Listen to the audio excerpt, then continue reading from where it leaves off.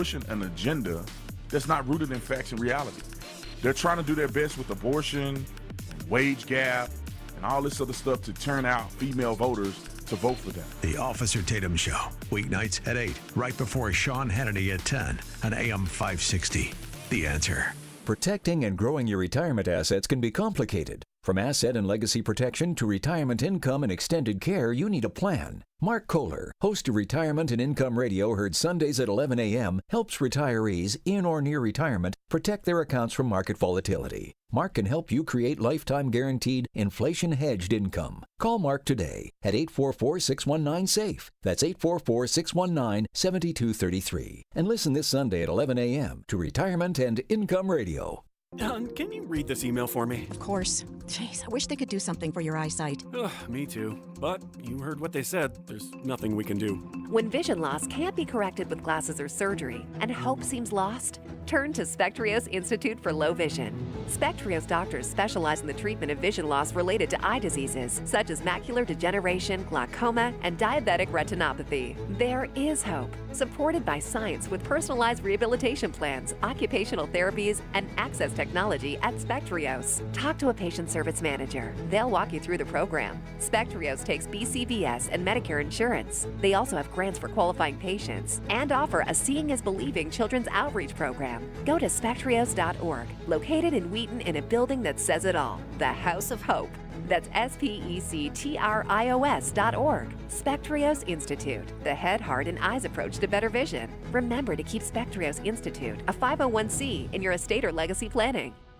Hi, this is Carl Amari. I'm Lisa Wolf. Join us every Saturday night beginning at 8 p.m. for all things entertainment on Hollywood 360. If you love classic radio shows, The Shadow, Jack Benny, The Lone Ranger, Dragnet, Gunsmoke, and many more, we have them for you on Hollywood 360. We'll also present trivia contests with prizes, showbiz news, celebrity interviews, games, and movie reviews. So don't miss Hollywood 360 every Saturday night beginning at 8 p.m. on AM 560, The Answer. In the Team Hochberg Traffic Center, I'm Jill Urchak taking a look at the roads, starting with 80 eastbound. It is slowing down Richards to Briggs. There is road work taking out the right lane, and the entrance ramp from Briggs is closed, but that should be reopened very shortly. On the inbound Edens, no reported problems. Lake Cook Road to Montrose. Kennedy inbound from O'Hare into the Jane Byrne interchange. That is wide open. Inbound Eisenhower looks good as you make your way in from 390 to the post office. Stevenson also a smooth trip, 355 into DuSable Lakeshore Drive. No troubles if you're heading inbound from the Dan Ryan from 95th Street on in. Skyway's open. I-57, that looks good in both directions. Ford is clear. DuSable Lakeshore Drive looks good. And on the tollways, no reported problems on any of those. Traffic is a service of scholarships.com. Imagine the news that your college student doesn't have years and years of school debt. It's avoidable when you join scholarships.com for free to find accurate and vetted scholarships personalized for your student. That's scholarships.com. Chicago's Morning Answer starts next, but now check of your forecast from the National Weather Service. Cloudy today, a heavy thunderstorm in the afternoon, high 83. Breezy tonight with some showers and a heavy thunderstorm, low 57. And tomorrow, mostly sunny with a high 76. I'm Andy Robb on AM 560, The Answer.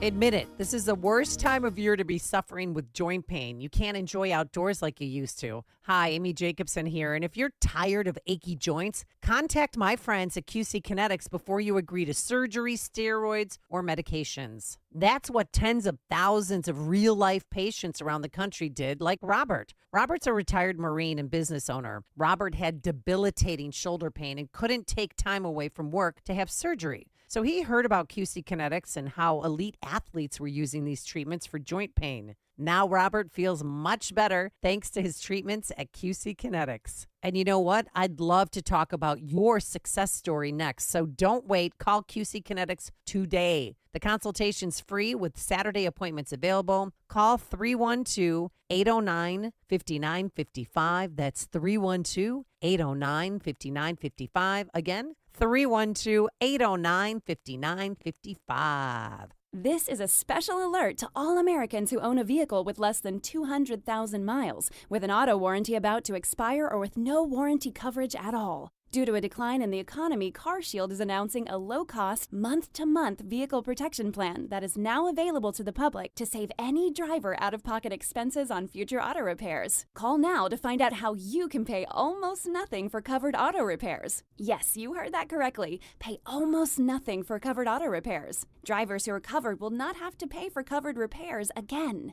This protection plan is at an all-time low. Additionally, drivers who activate this vehicle protection today will also receive free roadside assistance, free towing, and car rental options at no additional cost. Call us for your free quick quote today. 800-353-2973. That's 800-353-2973. What do you have to lose? Call 800-353-2973. Again, 800-353-2973. For a traditional, faith-filled, and safe learning environment for your children, look to Everest Academy of Lamont. This independent Catholic school is pre-K through 8th grade, committed to forming future leaders through academic excellence and Catholic virtue. Schedule a tour to visit their 33-acre campus, meet the priests, students, and teachers. See the difference an Everest education can have on the entire family. Limited space is available. Schedule your tour today at everestadvantage.org. That's everestadvantage.org.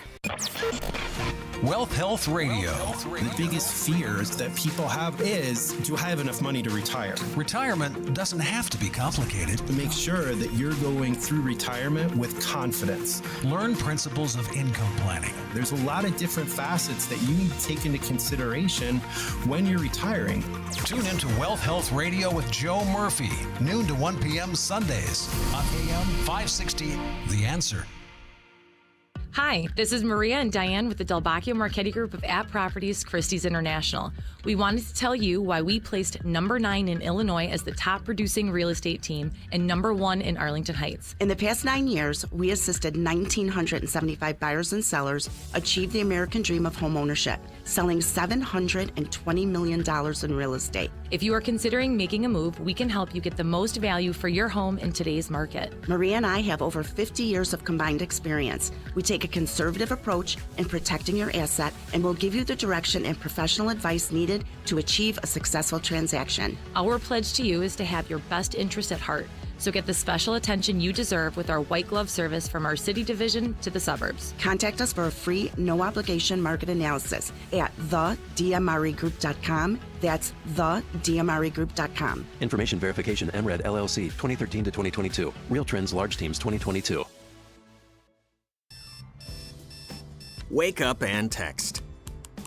Text and eat. Text and catch the bus. Text and miss your stop. Wait. Text and be late to work. Sorry, I'm late. Text and work. Text and pretend to work. Text and act surprised when someone calls you out for not working. Who, me? Text and meet up with a friend you haven't seen in forever. Hi. Oh, hey. Text and complain that they're on their phone the whole time. Text and listen to them complain that you're on your phone the whole time. Text and whatever. But when you get behind the wheel, give your phone to a passenger. Put it in the glove box.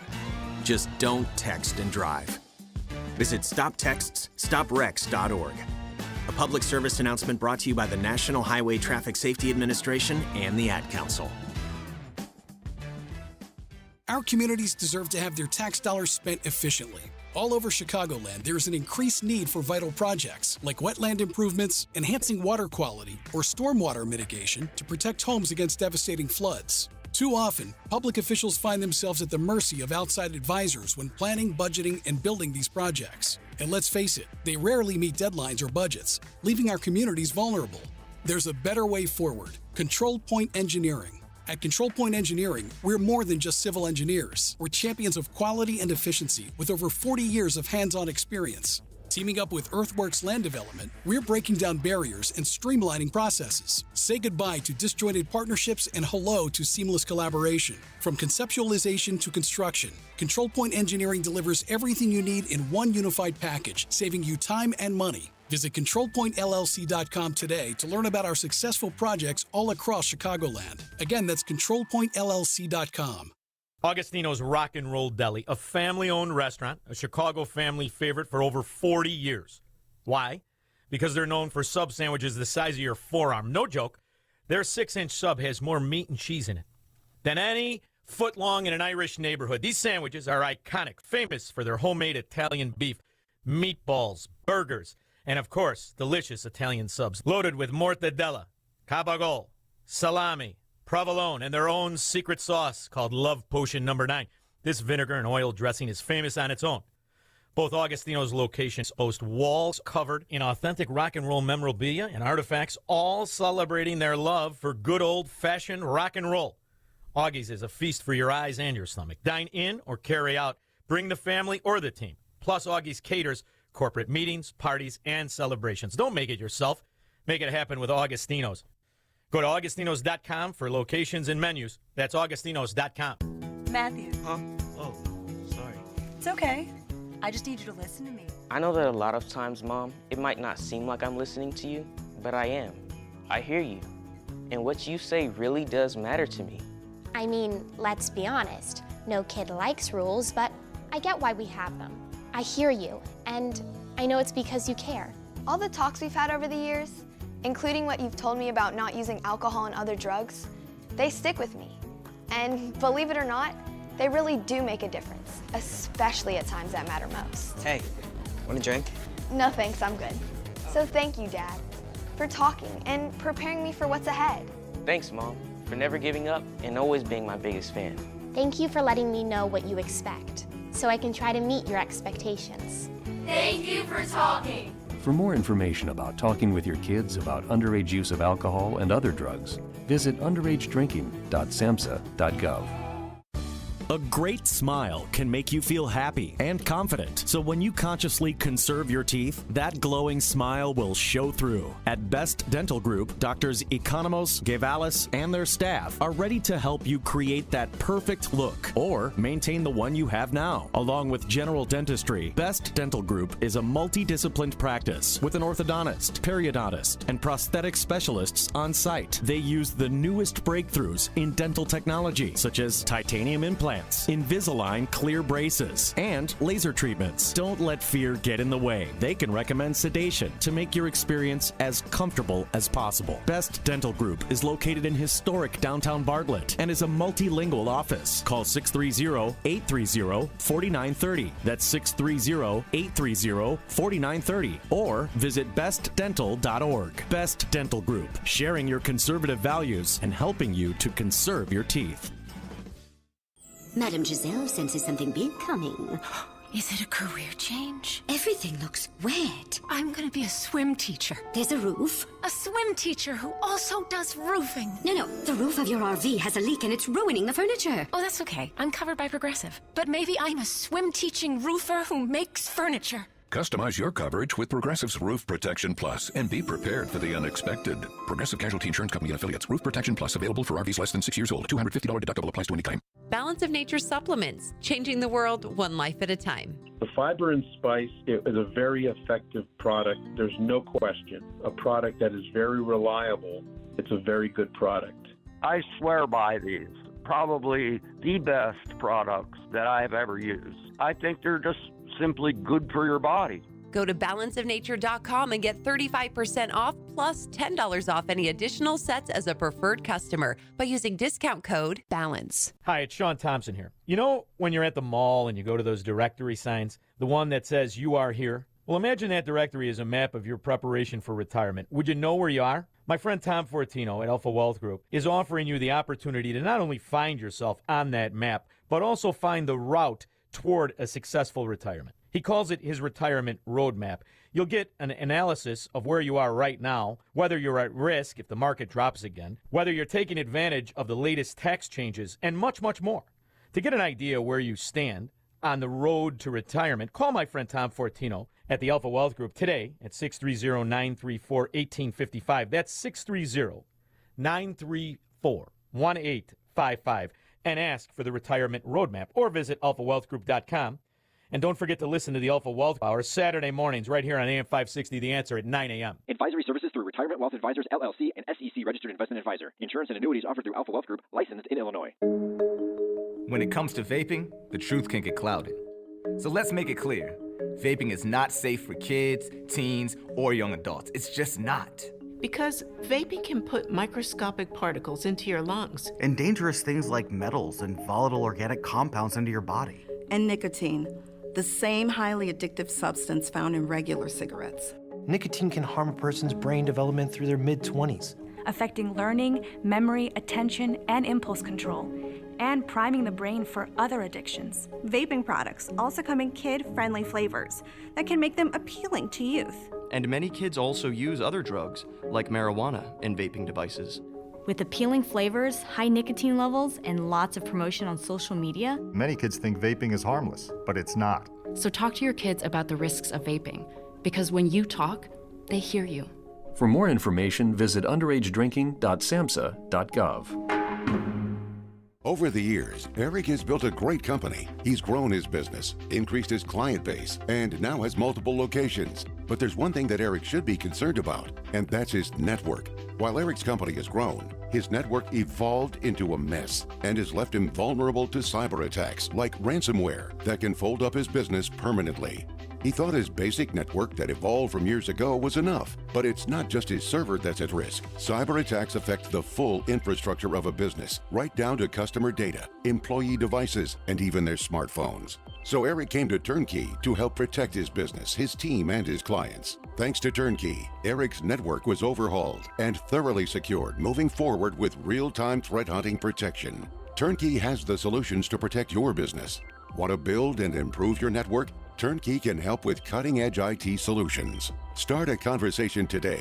Visit turnkey.pro. That's turnkey.pro. I'm Shalom Klein. Join me each week for the Get Down to Business radio show. This show is packed with ideas that will inspire as you search for best practices to grow your business. Whether you are an experienced entrepreneur or just learning the ropes, Get Down to Business will tackle the issues affecting your everyday work life. Get Down to Business is covered by Tom Mirabali, independent producer for Blue Cross and Blue Shield of Illinois. Listen each week to Get Down to Business with me, Shalom Klein. Heard Sunday afternoons at 6 right here on AM 560. The headlines remind us daily, the world is a dangerous place. The elites in charge say everything's fine, stop noticing. But you know better. And your gut knows that time is short to prepare for a world that is 4 missed meals away from chaos. My Patriot Supply has helped over 3 million families become more self-reliant and is the company Americans trust to prepare. Go to mypatriotsupply.com and secure their best-selling 3-month emergency food kits. Each contain delicious breakfasts, lunches, and dinners, averaging over 2,000 calories per day. Secure at least 1 food kit for each family member. For a limited time, save $200, plus get free shipping on all their Ready Hour 3-month emergency food kits. You're not ready if it's not Ready Hour Foods. My Patriot Supply also has solar power generators, water filtration units, biomass stoves, heirloom seeds, and critical survival gear. Shop mypatriotsupply.com today. mypatriotsupply.com. Have you been struggling to find an easy, safe, and secure document scanning solution for Salesforce.com, Microsoft 365, SharePoint, or OnBase by Highland? Your struggle is now over, and it's time to get your documents and operations into the 21st century. With IoT Smart Connected Scanning, it's easy to turn physical paper into digital documents and have them directly uploaded to the cloud with IoT Smart Connected Scanning from IDT. And you don't need a degree in computing or IT to make it happen. Using QR code technology uniquely configured for your specific business, anyone can set the IoT Smart Connected Scanning device up in 5 minutes or less, saving your organization money and valuable time. Remote employees can even capture documents and send them safely and seamlessly. Organize documents efficiently and securely with IoT Smart Connected Scanning from IDT. To see a demo or to order now, go to ready4idt.com. That's ready4idt.com. Use promo code SMART and receive 10% off your order. IDT, putting paper in its place. Hi, I'm Charlie Moon. I've been in the trading game for almost 20 years, and I just discovered the most powerful trading tool I've ever seen. So if you're trading stocks or options, then listen up. This new AI-powered trade finder can find you stocks to consider trading, which have had gains as high as 1,729% and have had nearly perfect win rates. It analyzes the entire stock market in seconds and pumps out a list of trades for you to consider every single morning. And the trades it finds can be potentially profitable, regardless of which direction the market is moving. So if you want in on this action, listen closely. For a short amount of time, I'm opening up free access to some of these picks and giving you the chance to get top trade ideas from the AI Trade Finder every day for 100% free. Just text trade to 76626. Stop trying to find the right stocks to trade on your own. Just text trade to 76626 now and get access to the top trades our AI finds every single day. Text trade to 76626. Standard text and data rates may apply. Past performance is not indicative of future results. Parents, grandparents, you might want to be sitting down because this is amazing news. Imagine the student in your family not asking you for money to pay for college, or better yet, not getting into years and years of debt. How's this possible? Scholarships.com, a trusted and widely used scholarship platform that helps your student find scholarships and navigate the financial aid process. Get help to pay for college through a personalized list of scholarships that your student actually qualifies for. Better yet, every scholarship is vetted to ensure accuracy. And now the best part, drum roll please, it's absolutely free. Go to scholarships.com today. Both students and parents can join for free. And within minutes, receive your list of personalized scholarship matches. Check out the wealth of information and resources available at no cost. And read the fantastic reviews from other scholarship winners. Scholarships.com has helped over 23 million students and families find scholarships to help pay for college. And will help you too. Join scholarships.com today for free. That's scholarships.com. Can you read this email for me? Of course. Jeez, I wish they could do something for your eyesight. Me too. But you heard what they said. There's nothing we can do. When vision loss can't be corrected with glasses or surgery, and hope seems lost, turn to Spectrios Institute for Low Vision. Spectrios doctors specialize in the treatment of vision loss related to eye diseases, such as macular degeneration, glaucoma, and diabetic retinopathy. There is hope, supported by science with personalized rehabilitation plans, occupational therapies, and access technology at Spectrios. Talk to a patient service manager. They'll walk you through the program. Spectrios takes BCBS and Medicare insurance. They also have grants for qualifying patients and offer a Seeing is Believing children's outreach program. Go to spectrios.org, located in Wheaton in a building that says it all, the House of Hope. That's spectrios.org. Spectrios Institute, the head, heart, and eyes approach to better vision. Remember to keep Spectrios Institute, a 501c, in your estate or legacy planning. I'll be here to hear what's on your mind. Kids want to share what's going on in their lives with the adults around them. Parents, grandparents, teachers, Portions coaches, of the following and more. show may be pre-recorded. Now, from the Signature Bank Studios. This is Chicago's Morning Answer with Dan Proft and Amy Jacobson on AM 560. The Answer.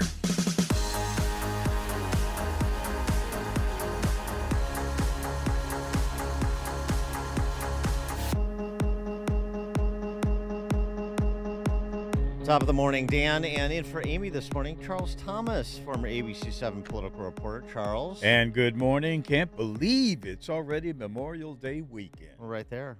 Yeah, how about it? Time flies. Speaking of going into this weekend and the events of the week, rounding out yesterday with Trump's rally in the South Bronx. You know, we talked about this, I think, a little bit last week when you sat in. And it bears some revisiting. You know, what was the report? 25,000 people show up for Trump in the South Bronx? Is that it? Really? After, what was it, 80,000 in Wildwood, New Jersey a couple weeks back? Man, that many showed up last night? That was some of the reporting I saw.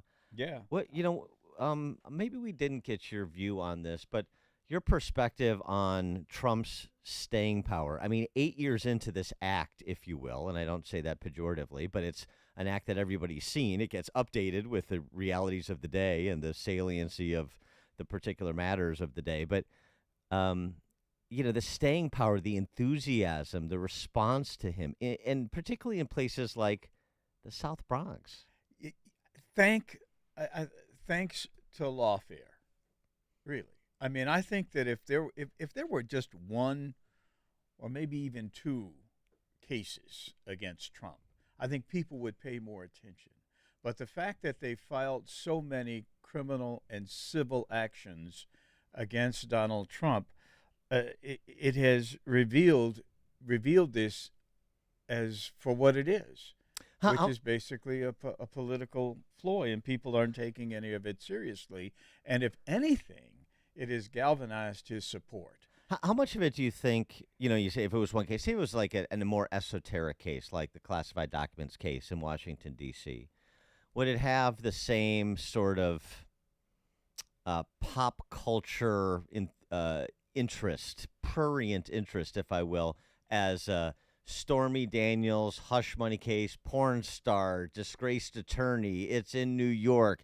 Would it be as much of a show? Because, the more spectacle, the more our culture seems to engage. Sort of the more grit it has to it, the more our culture seems to engage. But there is a point of diminishing return, and I think we passed that some time ago. People aren't paying attention to the hush money case.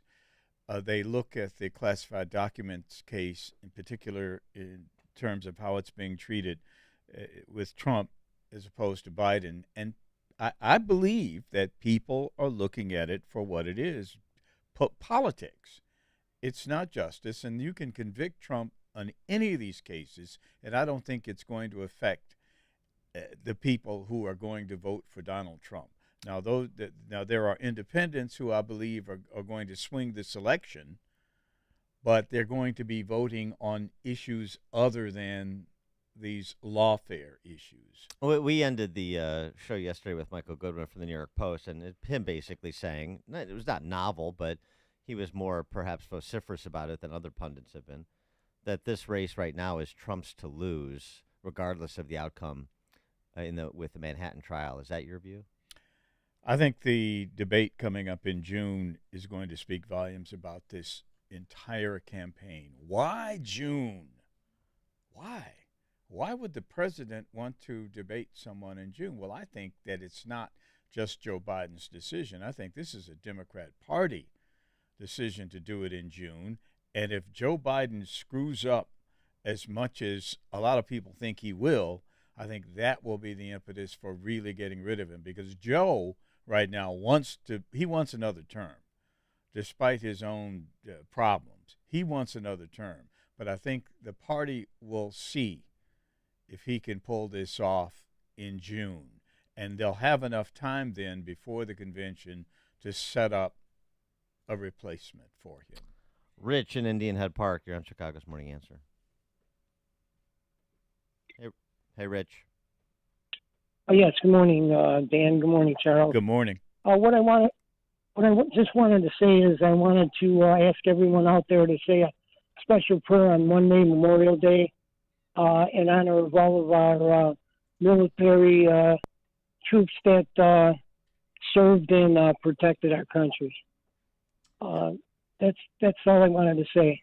All right. Thanks, and you guys have a safe weekend. Thanks for the call, Rich. All right, coming up at 5:38, we do have police involved. Normally we're talking about something that happens in an urban center, not with the number one golfer in the world.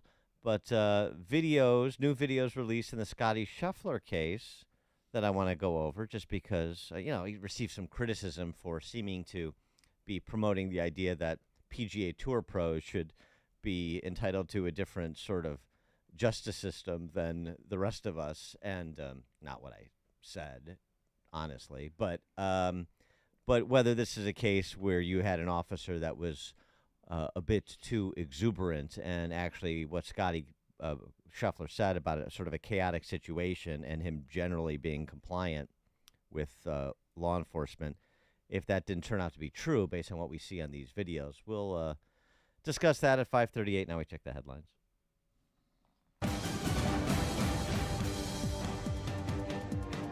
Good morning. It's 65 degrees in Chicago on AM 560 The Answer. I'm Crystal Blue in the AM 560 newsroom. Partly cloudy this morning with storms possible this afternoon, high near 80. State lawmakers are advancing a bill that would provide protections for reproductive health care information. The Illinois Senate passed a bill yesterday that would ensure that information and health records for reproductive health care performed in Illinois wouldn't be subject to the Freedom of Information Act.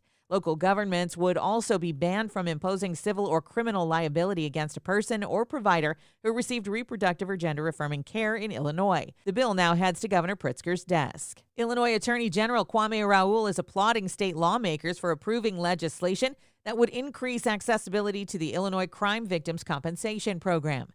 The program provides a reimbursement to eligible victims of violent crime and their families, helping to pay expenses that include hospital and medical charges and funeral and burial costs. The legislation would expand the number of individuals who would be eligible to reduce barriers for victims of violent crime and their families.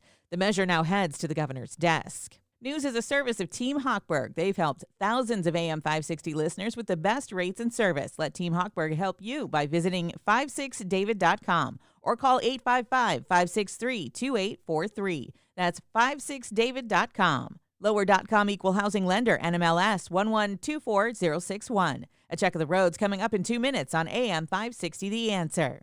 Mike Gallagher doesn't think now is the time. I have to plead guilty to avoiding the drama around Speaker Johnson, and let me tell you why. Trying to replace him before the election would be a disaster. It would be political suicide for the Republican Party. Well, it got a lot of momentum.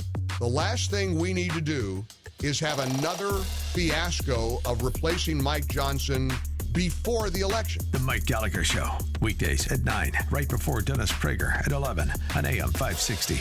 The Answer. From breaking news and weather across the country to insight from the brightest minds in conservative opinion, it's Salem News Channel. Home to the biggest shows on TV, like Sebastian Gorka, weekdays at 3 p.m. Eastern, followed by Stacey Washington at 5. Join SNC, where facts are sacred, critical thinking is celebrated, and the pursuit of truth is unwavering.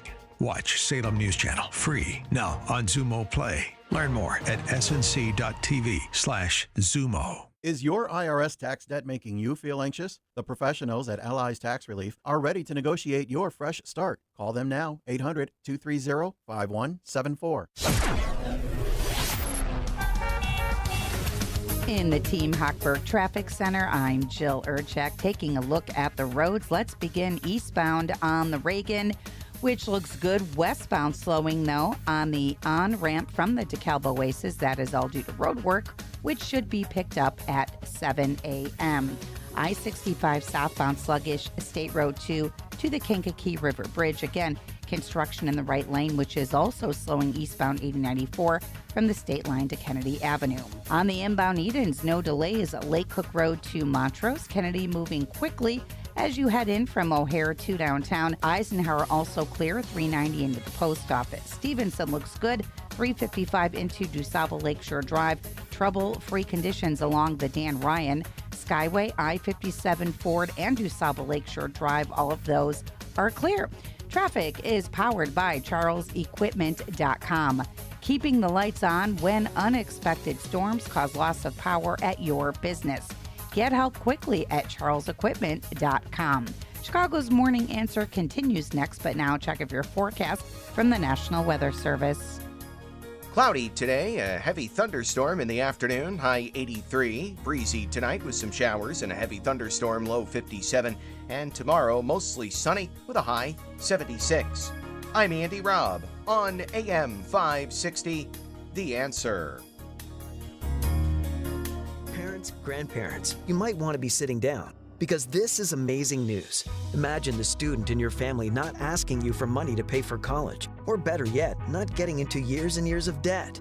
How's this possible? Scholarships.com, a trusted and widely used scholarship platform that helps your student find scholarships and navigate the financial aid process. Get help to pay for college through a personalized list of scholarships that your student actually qualifies for. Better yet, every scholarship is vetted to ensure accuracy. And now the best part, drum roll please, it's absolutely free. Go to scholarships.com today. Both students and parents can join for free. And within minutes, receive your list of personalized scholarship matches. Check out the wealth of information and resources available at no cost. And read the fantastic reviews from other scholarship winners. Scholarships.com has helped over 23 million students and families find scholarships to help pay for college. And will help you too. Join scholarships.com today for free. That's scholarships.com. Now, from the Signature Bank Studios, Sports and politics and sports and politics and sports and politics and intersection. Arrogance and ignorance, arrogance, ignorance, and arrogance and ignorance. Intersection. Top of the morning, Dan and Charles Thomas, former ABC7 political reporter, in for Amy J. this morning. Good morning. Sports and politics. We've got a few topics under sports and politics to cover. Let's start with Scottie Scheffler. Charles, you're not a golfer. Not a golfer. Don't have the patience. Yeah, no. Your mental health is better for it. But the videos that were released yesterday, this coming against the backdrop of course, Scottie Scheffler's arrest during the PGA. Didn't need to go through that.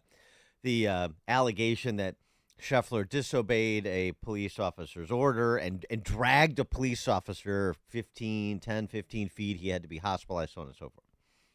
So first of all, the Louisville Police Department, the police chief there, announcing the officer who stopped Scheffler will be disciplined for failure to turn on his body cam video, which is a violation of policy. So that's number one. But also, there's no indication yet that any of the charges against Scheffler, including felony resisting arrest, will be dropped. But if you've seen the videos that have been released from fixed camera positions, sort of opposite where the incident occurs, you get a clearer picture of what happened. Remember Scheffler saying it was a bit of a chaotic situation with the traffic jam leading into the Valhalla Golf Club because of this fatal accident.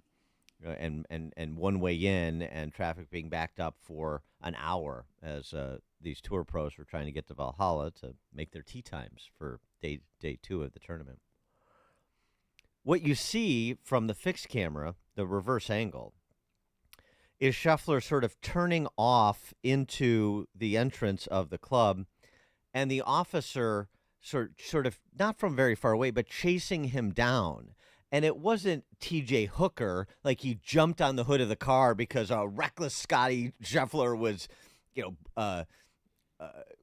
breaking all the rules, gunning it to get into the club. That's not what happened. It's sort of the way it sounds. Dragged the police officer. He knew a police officer was trying to stop him, and he kept going anyway. That's not what happened. Not from the camera, not from the video that I saw. What I saw, and perhaps some of you have seen it as well, Scheffler turns off. Police officer sort of comes up to him as the car is still moving from the side, and it's very easy to believe that Scheffler didn't even see him coming up from the side. He was on foot, and sort of bangs on the car. I think it was the hood. That's what it looked like from the reverse angle, and to basically to stop. It's like bangs on it. I'm sure he said, "What are you doing?" Whatever he said, and Scheffler stops. That was it. There's no dragging. He stops, and then you see one of the cops sort of he rolls the window down. One of the cops is in there talking to him or whatever. More cops gather around. He gets pulled out of the car, and there's cops surrounding him, and he gets arrested. You can't see with detail the interaction between Scheffler and the police officer or police officers because the reverse angle is from so far away. But the idea that he was driving like a bat out of hell, a cop tried to stop him and he continued to roll forward with a cop, on or around his car, that's not what the video shows.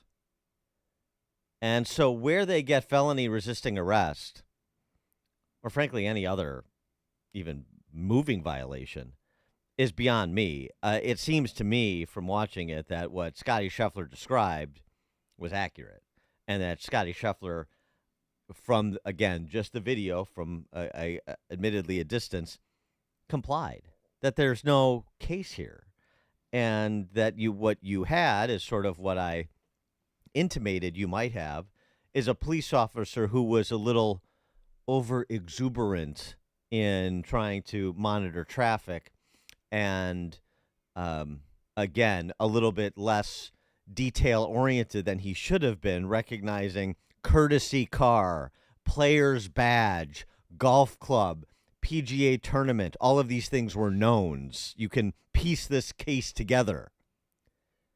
So for the people that say, oh, hey, nobody's above the law and this and that, you look at that video and you tell me that Scottie Scheffler deserves to be facing felony charges. 312-642-5600, turnkey.pro answer line, 64636-DA, turnkey.pro text line. I mean, I understand we don't make special rules for a politician or for a professional athlete or for a celebrity and so on and so forth. This is just about sort of being commonsensical and also reacting proportional to perhaps a mistake that Scheffler made, confusion that was there. And I understand making a mistake, being confused doesn't necessarily insulate you from legal consequences. But felony resisting arrest, you want to give him a traffic ticket for, I don't know, driving outside of some demarcated area that may have been set up. It's hard to tell from the video. Okay. The arresting him, felony charges, no way. No way. Does it start and they don't know who he is, and then they have to justify what they started? Maybe, but I mean, at no point somebody doesn't say to, there's a bunch of cops around the car. Somebody doesn't say, even if you don't know who Scottie Scheffler is, which really, I don't think anybody really would. He's the number one golfer in the world. Huh? He gets the number one golfer in the world. He gets some attention. I would not one police officer in Louisville knows who Scottie Scheffler is. I mean, I don't know. See, I don't know, man. See, I don't know. I wouldn't know Scottie Scheffler from Dan Proft. Well, I probably would know Dan Proft, but I mean, I wouldn't. I mean, I'm saying the real golf is a different animal than. Well, okay, fine, but let's say a courtesy car. It's a courtesy car. He's in a courtesy car. Yeah, he's in a courtesy car. It's got the courtesy car designation for Valhalla. There's a PGA tournament there. I mean, you have to know. It's just a matter of. I didn't know that. Well, no, but I mean, for police, your public safety, right? And you would think the traffic management, you would know that there's, and also, I mean, this is on also the PGA of America. Did they communicate to police? FYI, we're trying to get our golfers in, so on and so forth. Can you, have an eye out for our golfers to get in? And have some kind of conversation. I don't know if that happened or not. It should have. So that could be partly on PGA of America too. But police should know a big event in town that draws tens of thousands of fans. Police are going to know about it. Courtesy car. He's got a player's badge. He said that he didn't do the name dropping and say, "Do you know who I am?" or he's got Scheffler, and I'm sure he didn't. But he's got a player's badge. You don't notice that? You've got ESPN reporters there trying to talk to police. Why would an ESPN reporter be interested in just your average ordinary citizen? Probably not. So it just seems to me like at no point when you say, and I assume Scheffler communicated something like, this was chaotic, I didn't know, whatever, but he stopped, and then nobody sort of communicates with one another, has a conversation to say, I mean, do you think this guy was really intending to put police officers in danger? You think he was really resisting arrest? Not at his rate. I mean, yeah. But at the same time, again, man, I as somebody on the outside of the country club set, the pro golf set, Well, I mean, I would be saying this if it was not Scottie Scheffler. Mm-hmm. I'd be saying, based on what we see, if it was a fan going to Valhalla, I would say the same thing. I just don't see it. And look, I default to giving police the benefit of the doubt. Why do I do that? Because they have an important job to do, and they generally do it very well. That's why. So, generally speaking, they've earned the benefit of the doubt. Well, but they're not completely beyond reproach. Well, it's reported that the police officer who did this has some history. He's sort of I don't know, I don't want to say short-tempered, but the guy has multiple suspensions. Apparently, this was revealed as well yesterday. In his employment records, that he's kind of a hothead, I guess. maybe he did it, and then he started trying to justify what he did, and it just ballooned into something bigger than it should have been.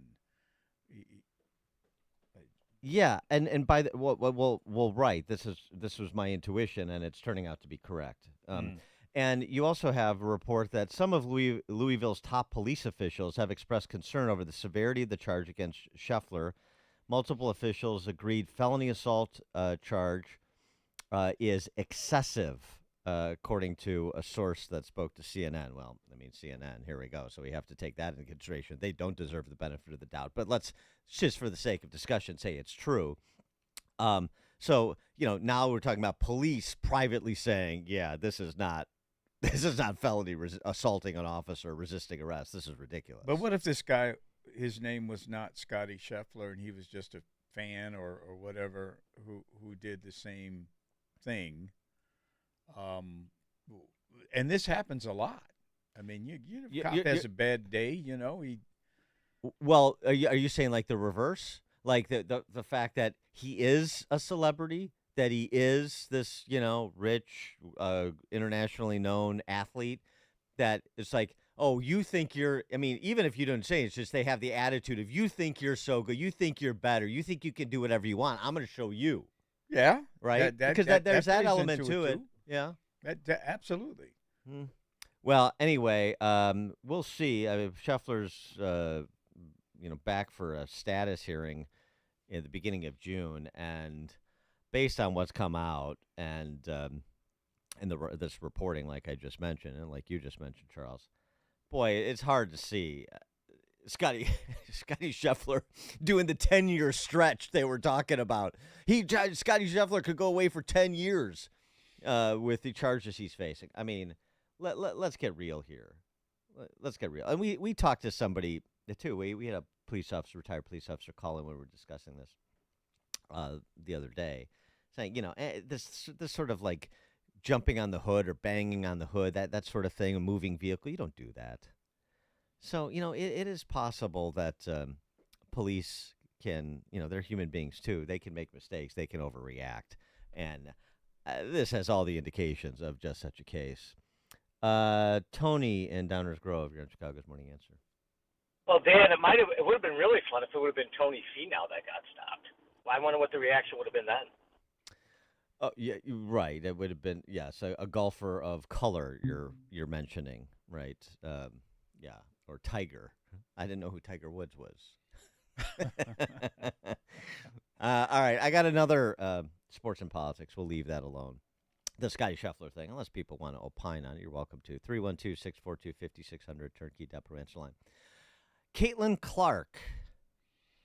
You've heard of her, Charles? I've heard of her. I've watched a couple of her games. Okay, there you go. Yeah.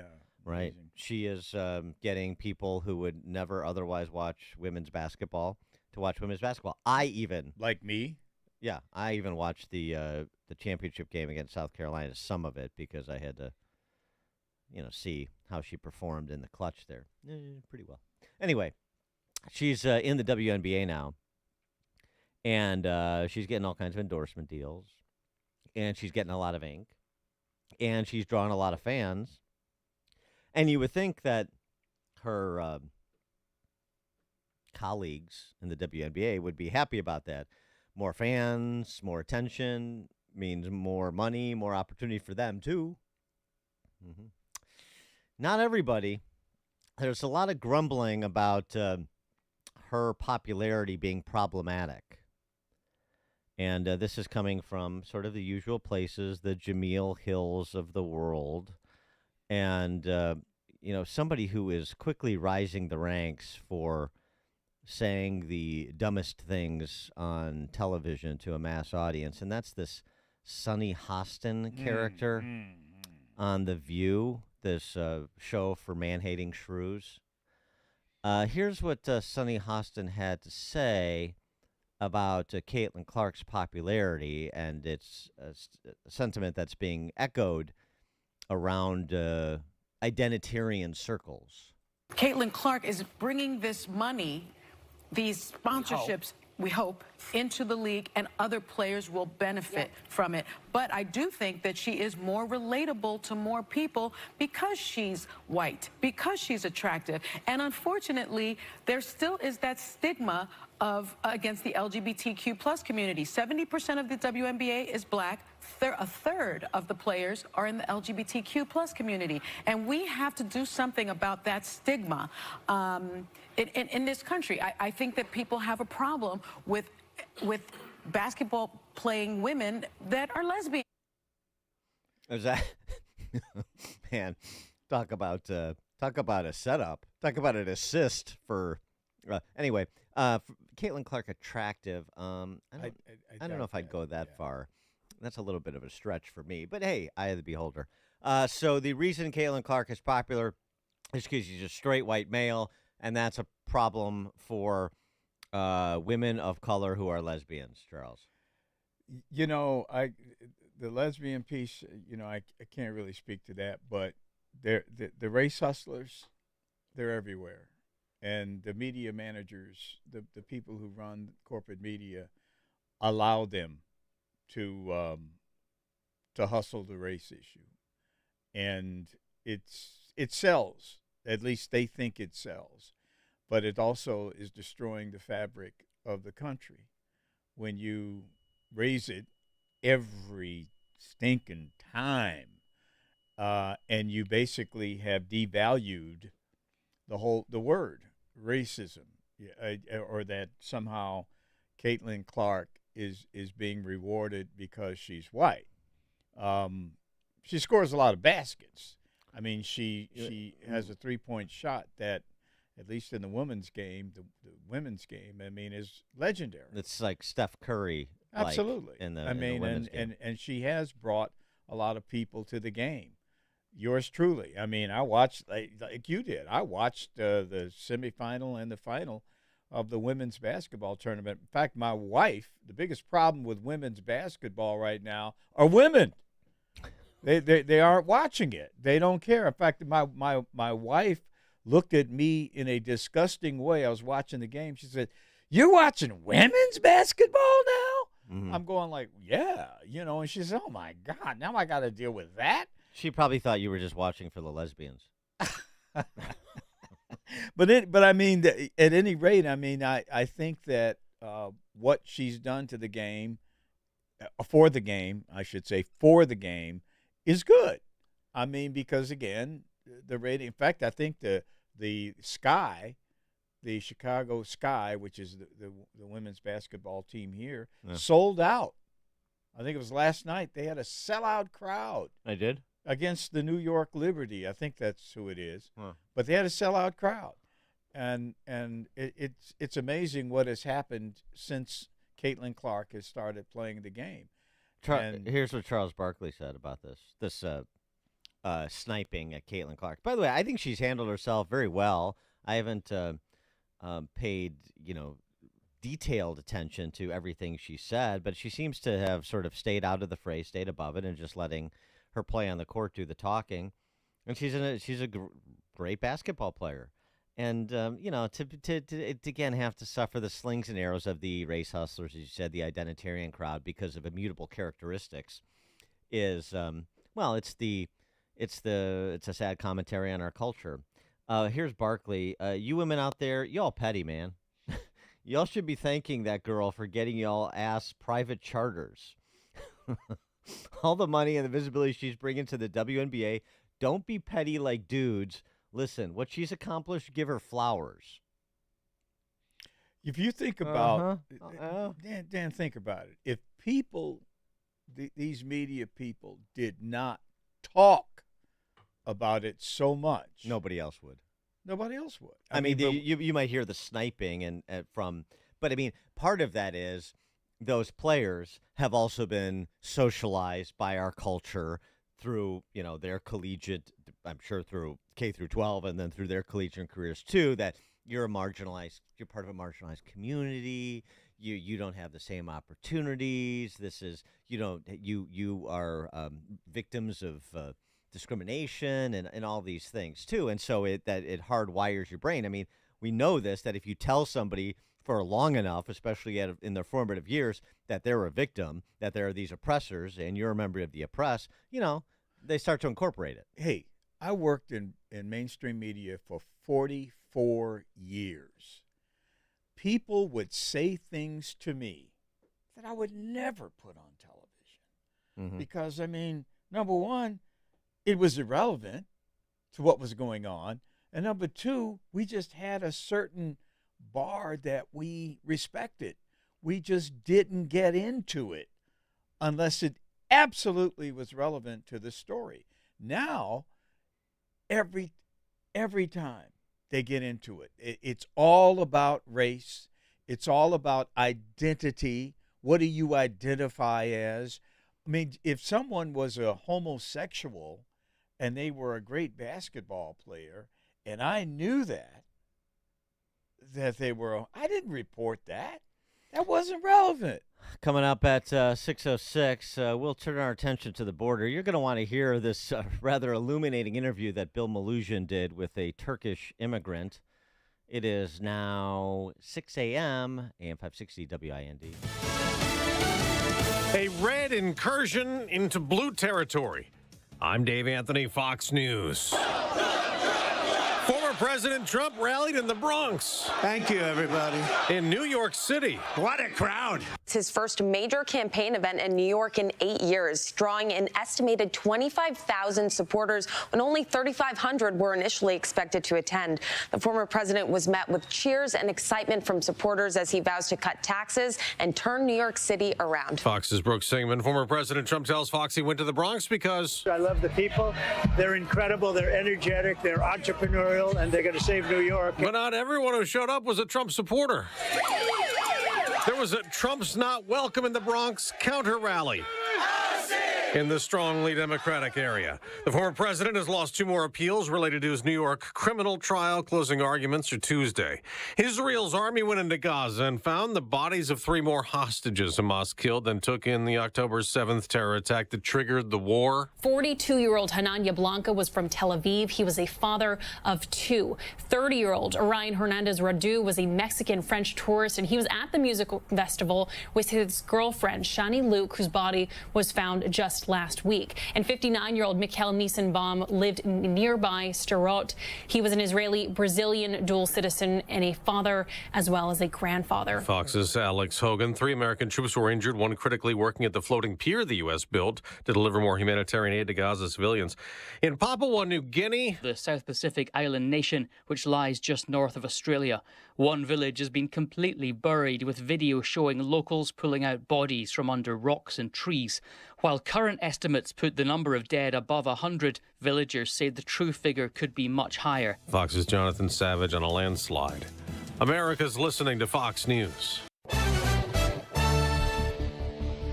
Good morning. It's 65 degrees in Chicago on AM 560 The Answer. I'm Crystal Blue in the AM 560 newsroom. Partly cloudy this morning with storms possible this afternoon, high near 80. Chicago's City Council overruled the mayor over gunshot detection months before the Democratic National Convention comes to town. Fox's Therese Crowley reports. 90 shots fired, 6 shooters, and not one person called police. With crimes like that, Alderman Monique Scott says this is something my community needs. And Chicago City Council voted to keep the gunshot detection system ShotSpotter. It's a veto-proof majority, but the progressive Mayor Brandon Johnson says this tool is ineffective. ShotSpotter is canceled, even though Johnson agreed to keep the gunshot detector through the Democratic National Convention in August and phase it out next year. One alderman notes the technology from the company Sound Thinking isn't perfect, but it works, and it allows officers to get to the scene quicker to help gunshot victims. The vote gives City Council the ultimate authority on changes to the contract. Therese Crowley, Fox News. A Bellwood man is charged with stabbing a coworker to death inside City Winery in Chicago's West Loop. Police say Clarence Johnson was arrested Wednesday after attacking Francois Reed Swain at the entertainment venue, where they both worked in the 1200 block of West Randolph Street. Johnson is due in court today. A man has been found fit to stand trial on charges of killing 4 people and injuring 7 others during a series of attacks in northern Illinois in March. A judge had ordered a psychiatric evaluation in April for Christian Soto. The Associated Press reports Soto is accused of stabbing, beating, or driving over the victims in a Rockford neighborhood. The judge said Thursday she'd reviewed a doctor's finding that Soto was fit to stand trial and agreed. Soto's attorney waived a formal reading of the charges during the arraignment hearing and said his client was pleading not guilty. Wayfair is celebrating the opening of its first brick-and-mortar store in north suburban Wilmette. Executives of the popular online retailer and community leaders gathered for the grand opening of the new store located at the site of the former Carson Peary Scott. News is a service of Woodland Windows and Doors. Explore a variety of Infinity from Marvin Windows at Woodland Windows and Doors. Purchase now through June 30th to receive 10% off installation. Visit woodlandwindows.com to make your appointment today. A check of the roads coming up in 2 minutes on AM 560 The Answer. Dr. Sebastian Gorka sees more frivolous spending. Any idea how much the Democrats spent on the January 6th committee? Eric, do you remember how long was the January 6th committee? Like a couple of months, maybe? Give or take, yeah. Okay. They spent $16 million of our money. $16 million. America First with Dr. Sebastian Gorka. Afternoons at 3, right before Sean Thompson at 4 on AM 560. The Answer. Balance of Nature's fruits and veggies supplements, changing the world one life at a time.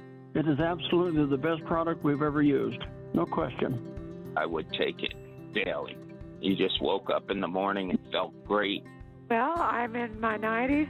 I was so impressed with it that I bought all my children that. I have 4 children, and they all got a shipment of it. It's a great product. Yes, I love it. Start your journey with Balance of Nature supplements. Call 1-800-246-8751 or go to balanceofnature.com and sign up as a new preferred customer. And for a limited time, get 35% off your first order, plus $10 off any additional sets with free shipping and our money-back guarantee. Go to balanceofnature.com or call 1-800-246-8751 and get this special offer by using discount code CHICAGO. You know, since 9/11, the Tunnel to Towers Foundation has been committed to supporting our nation's first responders and veterans. They support America's heroes like U.S. Army Major Jonathan Turnbull. Now, Major Turnbull sustained devastating injuries at the hands of an ISIS suicide bomber. Tunnel to Towers gave him a specially adapted smart home designed for his needs. Join Tunnel to Towers. They're hoping all of us will donate $11 a month so this great work continues. Their website, the letter T, the number 2, the letter T.org. Hey everyone, it's Ted from Consumer Cellular, the guy in the orange sweater, and this is your wake-up call. If you're paying too much for wireless service, you don't have to keep having that nightmare. Consumer Cellular has the same fast, reliable coverage as the leading carriers for less. And for a limited time, new customers receive their second month free when they sign up and use promo code MONTHFREE by May 31st. So why keep spending more than you have to? Seriously, wake up and call 1-888-FREEDOM or visit consumercellular.com. Taxes, fees, and other third-party charges will apply. See website for additional details. This is Hugh Hewitt for townhall.com. In just a few days' time, we will be marking the 80th anniversary of D-Day, the invasion of Normandy. 130,000 allies crossed the Channel that day, among them 54,000 Americans. 2,700 died on that day alone. We've called them the greatest generation for a reason. But the spirit that motivated them has been exemplified by those who have gone before them and those that have served so faithfully after them as well. Their sacrifice is a testament to the uniqueness of our nation. The legacy of those who paid the ultimate price ought to renew our commitment to what George Washington called the experiment entrusted to the hands of the American people. This Memorial Day weekend, let's express our gratitude to those who have served and those who have died for us. And let's renew our own commitment to what our first president called the preservation of the sacred fire of liberty. I'm Hugh Hewitt.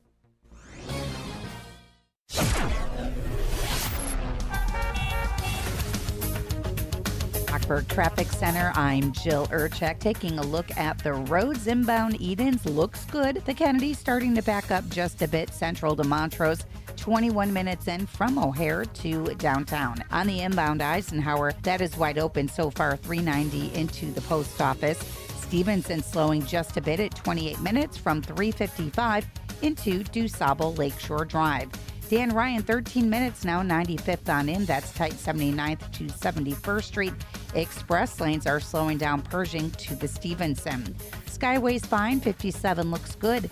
Inbound Ford stop and go 103rd into the Dan Ryan. DuSable Lakeshore Drive remains clear. Northbound Tri-State slowing Reagan to the Eisenhower. And there's road work westbound Reagan right near the DeKalb Oasis. Traffic is a service of scholarships.com. Imagine the news that your college student doesn't have years and years of school debt. It's avoidable when you join scholarships.com for free to find accurate and vetted scholarships personalized for your students. That's scholarships.com. Chicago's Morning Answer continues next, but now a check of your forecast from the National Weather Service. Cloudy today, a heavy thunderstorm in the afternoon, high 83. Breezy tonight with some showers and a heavy thunderstorm, low 57. And tomorrow, mostly sunny with a high 76. I'm Andy Robb on AM 560, The Answer. Now, from the Signature Bank Studios.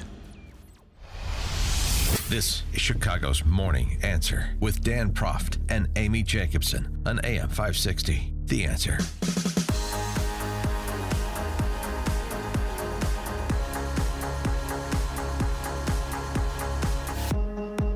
Top of the morning, Dan and Amy.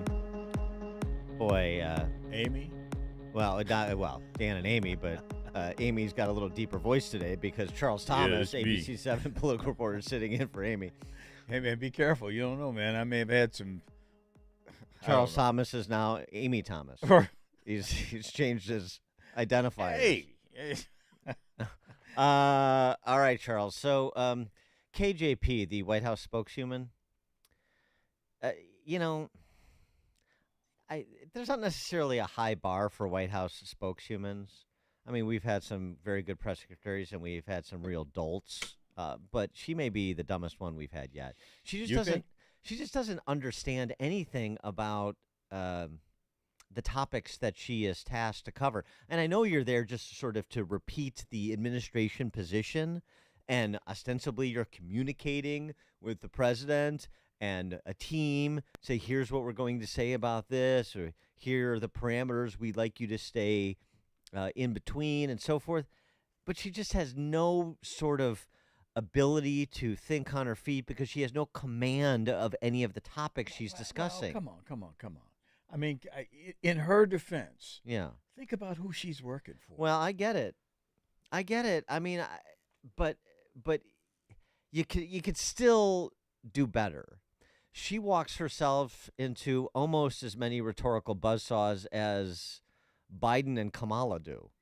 Let me give you an example. Yesterday, Jackie Heinrich from Fox News asking her about Biden and the border. Why doesn't the president just act unilaterally? Because the effort to get this unholy deal that McConnell tried to negotiate with Schumer through the Senate fizzled again. But then we reported on the trial balloon that was let loose from the White House this week that Biden may take executive action to close the border down if more than 4,000 people cross illegally in a given day. Hasn't done it yet, but that was the, as I said, discussion. So Jackie Heinrich asks KJP, now that you can't get congressional action for what you want to provide cover, so you can run around saying bipartisan, why don't you use the power that you do have? Open the briefing by saying it's up to Republicans to do something to solve the problem or continue to use it as a political issue. The president has the authority to do something about this unilaterally. Congress is in a divided government right now. Why isn't he doing anything? Why should he have to do it unilaterally? Why should we do it in a legislative way? And let's not forget that negotiated. Undo some of. Wait, so you're right. He took many executive actions before. He took many executive actions before, but why should he take executive action now? Why should he? Because of the lawlessness at the border and all of the problems that throws off. Why should he do it? Because he has the power to do it. He has the power, as I'm sure KJP knows, White House spokeswoman, under the 1952 Immigration and Nationality Act, which grants the president broad authority to suspend the entry or impose restrictions on individuals if their entry would, quote, be detrimental to the interests of the United States. That's not unlimited. And, there have been challenges to it, and there were challenges when Trump did it, and courts enjoined some of the actions that he took with respect to, quote-unquote, asylum seekers. I'm not saying those courts were right, but there's the possibility that it would be litigated depending on what he did. Sure, of course, but he does have broad power, and he can do things to keep people who pose a demonstrable threat to the nation from entering. And he can do things like saying, until we can properly vet people coming into this country, even if they file an asylum application, we are going to suspend entry, or we are going to reinstitute a safe third country policy. But he's done none of those things. And why hasn't he done it? Because KJP says, why should he have to? Congress should do it. It's amazing, but if you look at the immigration issue, but then you look at other issues such as the war in Ukraine, or the whole lawfare issue, and what his Justice Department does or does not do, and you come up with similar crazy kinds of paradoxical decisions and statements that she makes, because I just don't think anybody's in control. The chief of staff, does he brief her before she goes out there, or who does? I don't know. Does she actually sit in the meetings? It is. Does she have the capacity for critical thought? Has she ever read anything, or does she just goes out there and tries to anticipate the pushback she's going to get and then respond with the talking point? I mean, you're right that nobody's in charge. Nobody's in charge of their own faculties. They just sort of careen, pun intended, Karine Jean-Pierre, careen from one talking point to the other. And this is the basic question concerning the border right now. What can the president do? What can he do in light of the fact that Congress hasn't done anything about immigration really over the past 50 years, or not since the Reagan years? And certainly, this is the basic question, because Trump acted unilaterally. He made executive decisions, right, about it, and Biden. Well, he made some executive decisions which were he undid what Trump had done. Well, listen to undid. Is that a word? Yeah. And listen to this interview that Bill Malugin, Fox News, who's done some great reporting at the border. Listen to this interview that Malugin did with a Turkish national who paid a cartel to get to America. Did you have to pay a cartel? Yes. How much? Around 10,000. 10,000? Yes. In fact, the American people is right, completely true. Who come into this country, they don't know. Well, okay, I'm good, but how if they're not good? How they're killer, psychopath, else? No guarantee of that. Why, like no security, no security check, no background check. No security check, no background check. You're worrying about who's crossing the border? Yes. Of course, me, because I'm like, people are not look normal. People are not normal. Yeah, right. I'm good, but I worry about who's crossing the border too. Well, there's a lot of reasons to worry. I mean, again, we could give you a tragic case after tragic case of preventable crime. That's just for starters. The known activity, particularly among law enforcement and intel agencies, the known activity by cartels and international gangs in the areas of drug trafficking and human trafficking. I mean, what more Malugin at the border in Yakumba, California. Just again, the proverbial single military-age men from around the globe. Adult men from all around the world are showing up here in Sanctuary State, California, to cross our border illegally. in the middle of the night. Take a look at this video we shot right here in Jacumba, east of San Diego, 2 a.m. overnight, as masses of predominantly Middle Eastern and Asian men crossed illegally here, very nonchalant. Many of them special interest aliens, meaning they are coming from countries with potential national security concerns. We talked to a lot of them. There was not a single Mexican out here. Take a listen. Where are you guys from? What country? Pakistan. Pakistan. India. India. Where are you from? Turkey. Turkey? Yeah. Turkey. Okay. India. India. Where are you guys from? Turkey. Turkey. Turkey. Where are you guys from? China. China. Ecuador. Ecuador? Where are you guys from? India. India. India. India. India. India. Sagar Baba. India. India. India. India? India. India. India. India? Yes. India. India. All India? Yeah, India. India. Iran. Iran. You're all from Iran. Why'd you come? No freedom. No freedom? Yes, in Iran. Iran is a dangerous country. No freedom for speak, for writing, for singing, for thinking. And we also met up with a local resident out here, Corey Godero, former U.S. military. He goes out and he collects all these discarded passports and IDs that illegal immigrants drop as soon as they cross here into Jacumba illegally. He's got hundreds of them from China, from Afghanistan, Pakistan, Saudi Arabia, Turkey, many others. Some of them are burned, cut, shredded as these migrants try to destroy some of the documents to hide who they are and where they've been. Take a listen. They're just dropping this stuff on the ground to come here and assume a new identity. So that's a little bit scary with my military background and seeing the people that are coming across that male, these are all military age males. People keep saying that. I've got the proof right here. And if you're wondering how some of these people from halfway around the world arrive here at the San Diego border, we've talked to a lot of them using translator apps. They've told us they fly into Turkey, then they fly into Mexico, then they take a bus up to Tijuana, then they cross somewhere in this area. And Biden's not going to use the power that he has because Congress should do it. That's your cover story?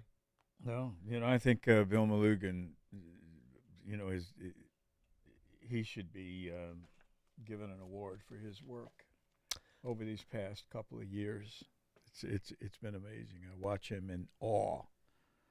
That interview with that Turkish national. Yeah, Americans are right. There's no vetting. There's no background check. I'm worried about other people coming in with me. I'm good. I paid $10,000 to get here because this is the way you get. Man, can you imagine? That's the way that you get here. Here's an idea. Richard Vedder had an idea, too, borrowing from the 1924 Immigration Act, actually. Good piece in the Wall Street Journal. Vedder's an econ professor at Ohio University. One way to modernize our immigration laws would be allow market forces to decide who should become new citizens. Consider America like a club with initiation fees required for admission. Instead of choosing immigrants based on where they're from, admit them based on their likely contributions to America. For example, just as an example, sell 8,000 visas to the highest bidders for 250 days a year. Suppose the average price is $30,000. Of that $60 billion in annual visa revenue, devote a third or more to border enforcement, a third to income tax reduction, a third to increasing the anemic defense budget, or apply money to debt reduction, or so on and so forth. Just one example of how you can think creatively about providing opportunity for people who want to come to America but do so legally, and we have a high likelihood that they're going to be positive contributors to America while they pursue their own ends or better life. And this does not preclude people from seeking asylum here who are truly targets for political or religious oppression. Like, for example, that guy from Iran that Malugin talked to, no freedom over there. That's not good enough. But if you are a target of the mullahs in Tehran and they have, they're going to imprison you for speaking your mind, well, now you got an asylum claim. And I want America to be open to people who are being oppressed by their government the world over. That's why we have asylum laws. But when you essentially insult our intelligence by applying asylum laws to people who are economic migrants, and then you give them a free pass into this country with very little background check, and you just say, well, we'll just hang out here and do whatever you want, and maybe we'll get around to adjudicating your asylum claim in the next 5 to 7 years. Well, that's just what I said. It's an insult to our intelligence, and it's a way to devalue the American citizen, not to mention to disintegrate civil society. And that's exactly what Biden is suborning, and he's doing so purposefully at this point, because there's an acknowledgement that he has the power to do things he's unwilling to do. So that means it's purposeful, what he's not doing. Now, can you imagine how this topic is going to be discussed during the debate in a few weeks? I mean, what's Biden going to say? Well, we have an idea what Trump is going to say, because he said it in the South Bronx yesterday at his rally. They come from Africa. They come from Asia. They come from all over the world. They come from the Middle East. Yemen. We're bombing Yemen. Here we go with the bombs again. We're bombing Yemen. And people are coming in from Yemen. Large numbers of people are coming in from China. And if you look at these people, did you see them? They are physically fit. They're 19 to 25. Almost everyone is a male. And they look like fighting age. I think they're building an army. They had 29,000 people over the last. I think they want to get us from within. I think they're building an army. This is not, it's interesting. Did you see them? They all have tents. They all have gas-fired stoves. I mean, this is not like an illegal immigrant. They're building something. They have something in mind. We're going to end all of that stuff. Well, there could be more than one interest served. They're building an electorate, perhaps, too. And, could you have essentially, agents of organizations that are averse to the interests of America, Iranian terrorists, Chinese communists? Well, sure you could. Of course you could. I mean, it's more likely than not that we do. And the president acknowledges he has power that he won't use, and the House is busy, as they did yesterday, repealing legislation that allowed non-citizens in D.C. to vote in local elections. Some Democrats voted with the House Republicans on this to repeal the 2022 D.C. law that allows non-citizens to vote in local elections, but most Democrats voted against the bill. Why? Right. They're building an army. Well, yeah, perhaps with respect to some aspects to it. Building an electorate, though, pretty much for sure. Corey and Woodlawn. Hey, good morning, guys. We spent trillions of dollars promoting democracy, or quote-unquote democracy, around the world. But these individuals still wanted to come to the United States of America. So that means all of that money that we spent, all the debt that we have right now, it's all for nothing. Thanks, guys. Good point, Corey, actually. I mean, obviously, all of our debt is not foreign aid related, but, right. But we're promoting democracy around the world. Well, how's it taking? Mm-hmm. Well, think about what they're doing to democracy here. I mean, they're diluting the votes of, or potentially diluting the votes of American citizens. Well, taking the position essentially that there should be no difference between an American citizen and a non-citizen. Right. There should be no difference between somebody who is trying to emigrate to this country legally and someone who enters illegally. In point of fact, the person who enters illegally derives more benefit than the person who's following the laws that we set up. Right, this is how upside down the situation is. But again, the president has power. He acknowledges he doesn't want to use it. George, Naperville. Dan, Biden should just come out and say honestly what his policy is. Border? What border? We don't need no stinking border. Great Treasure of Sierra Madre reference there, George. Tom in Cherville. Biden has no authority to suspend student loan debt. That's supposed to go through Congress. But as the executive branch is supposed to have authority over the border. So where he has authority, he won't use it. Where he doesn't have authority, that's where he uses it. Right. Exactly. Thanks for the call. George, is that you, George, saying, I bet you thought that was a Blazing Saddles reference? It's Treasure Sierra Madre. We don't need badges. We don't need no stinking badges. Yeah. All right. No, but this is the point that Thomas Sherrill just made. Right. This is the constant lament with Republicans. Republicans, like the power of the purse, Speaker Johnson, no more foreign aid for Ukraine, for example, until there are policy changes at the border. And then he and the House Republicans, because it was really a caucus problem, they don't use the power of the purse they have. And Biden is willing to use powers he doesn't have. That's sort of a constant misalignment. Republicans not using power they have when they have it, and Democrats feeling free to fill any void in the exercise of power and usurp power they don't have in order to advance their flag. It repeats itself over and over again. The more you listen, the more you'll know. This is Chicago's Morning Answer. Morning Answer on AM 560.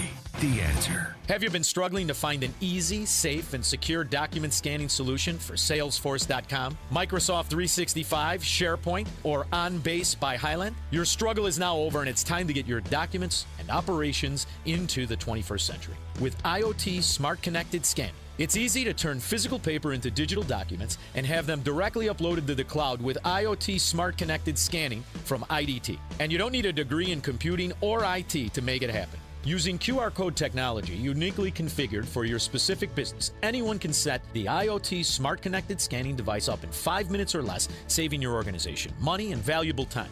Remote employees can even capture documents and send them safely and seamlessly. Organize documents efficiently and securely with IoT Smart Connected Scanning from IDT. To see a demo or to order now, go to ready4idt.com. That's ready4idt.com. Use promo code SMART and receive 10% off your order. IDT, putting paper in its place. It's almost time once again for the annual AM 560 Golf Outing presented by Signature Bank. And this year, AM 560 is proud to partner with the Tunnel to Towers Foundation to help them support America's first responders and military heroes, including homeless veterans, and to help America never forget 9/11.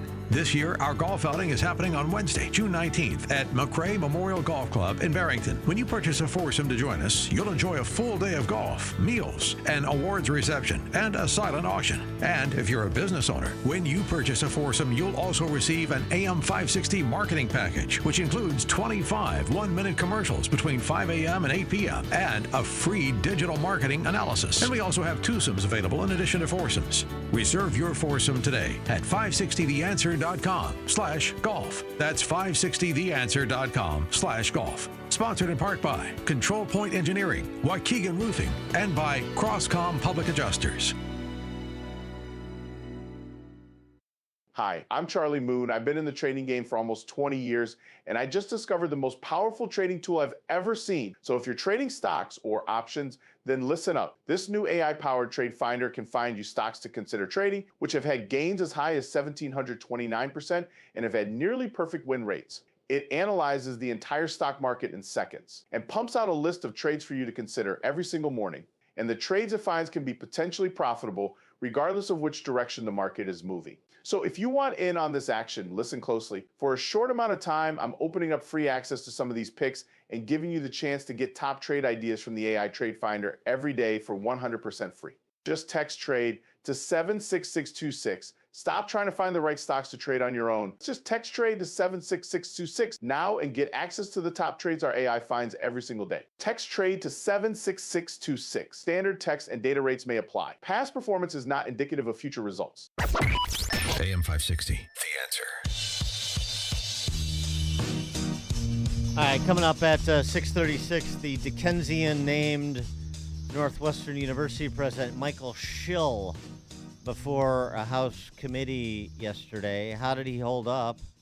Will he be the next quote-unquote elite university president to fall? We'll have that at 6:36. Now we check the headlines.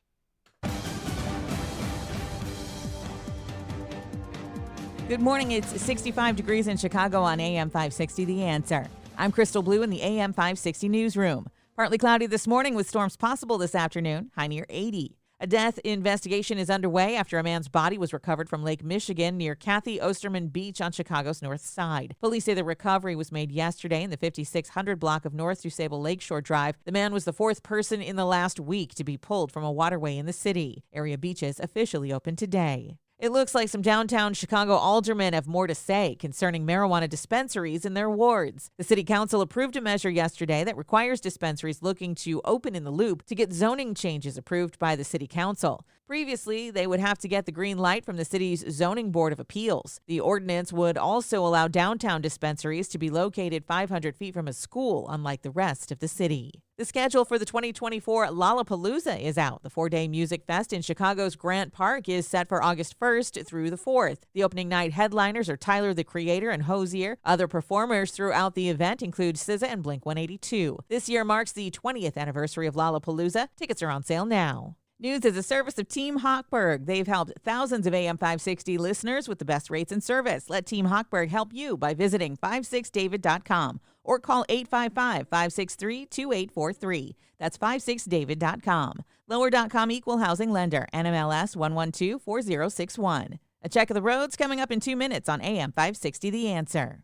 Charlie Kirk sees too much agreement in D.C. They might shout at each other over abortion. They might shout at each other over guns. But that's all theatrics. When it comes down to what really matters, protecting big corporations, keeping our borders wide open, and relentlessly invading foreign countries and funding wars that have nothing to do with us, D.C. finds harmony. The Charlie Kirk Show. Afternoons at 1, right before Sebastian Gorka at 3 on AM 560. The Answer. Parents, grandparents, you might want to be sitting down because this is amazing news. Imagine the student in your family not asking you for money to pay for college, or better yet, not getting into years and years of debt.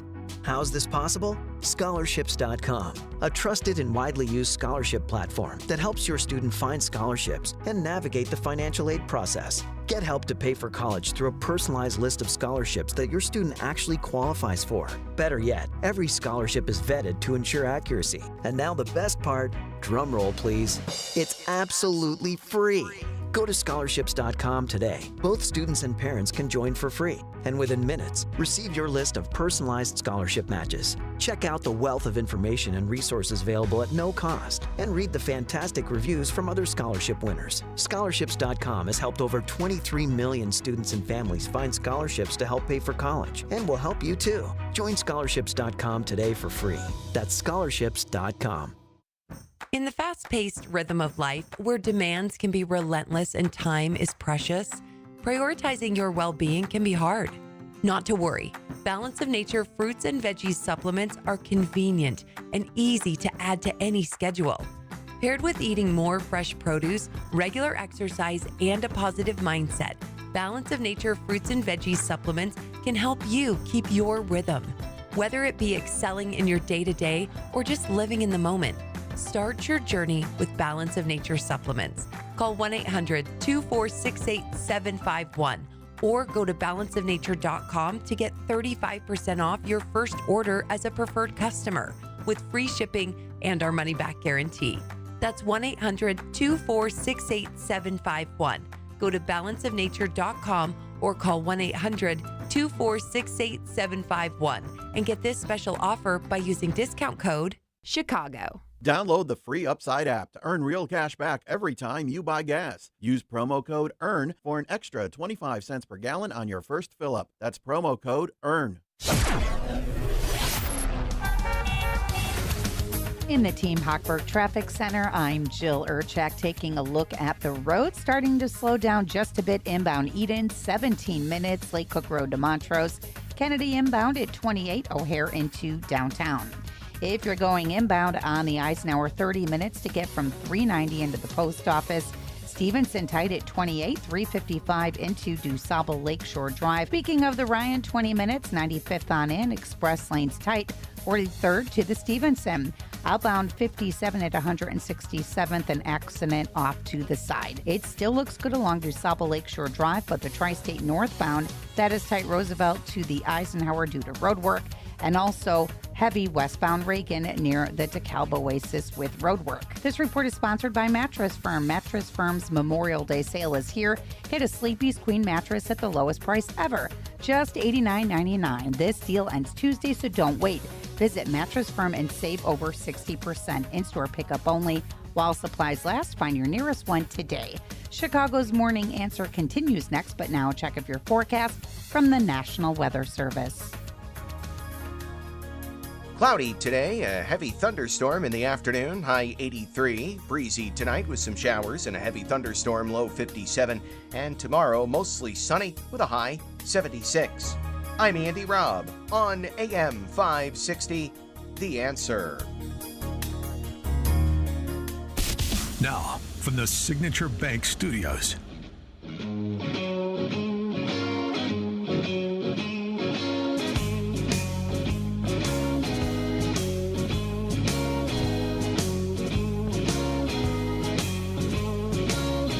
Top of the morning, Dan, and in for Amy J this morning, Charles T., Charles Thomas. Enjoying the ride, as usual. Check this out, Charles. Before we get to the Dickensian named Michael Schill, regarding Trump's rally in the Bronx yesterday, a post on Twitter from Cynical Publius. Pretty good. Population in the Bronx is predominantly black and Hispanic. Like most of America's urban centers, the Bronx suffers from disproportionate amounts of crime, poverty, drug usage, and gangs. Oh, AOC's not helping? With that in mind, let me tell you what did not happen at this rally. Trump did not put on an affected fake accent of an AME Zion minister or Chichi Rodriguez. See Hillary.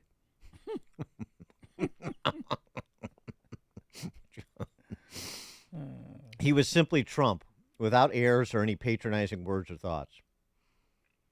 Number two, he did not tell the people of Bronx that they were victims. He told them they were powerful and they could solve their community's problems themselves. Number three, he did not demonize any groups of Americans as evil, as the evil other. Yes, he criticized the failed policies of Democrats, and he poked fun at their foibles, but he reminded everyone that we're all Americans first from coast to coast. Four, he did not promise to solve the problems of the Bronx with handouts or wealth redistribution. He merely promised that he would help set the national economic conditions so the community itself could solve its own problems through jobs, businesses, and education. He promised empowerment, not victimhood. Contrast all of this with what a Democrat would say under the same circumstances. Heck, contrast it with the vile speech of hate and victimhood Biden gave at Morehouse College last weekend. The difference is stunning. What scares Democrats about the rally, the Bronx rally Trump has, is that it shows them that the people whose votes they have been taken for granted for many decades are starting to leave the Democratic plantation of victimhood in favor of the uplifting, empowering message of Donald Trump and his aspiration to make America a place that is, quote-unquote, great again for all Americans.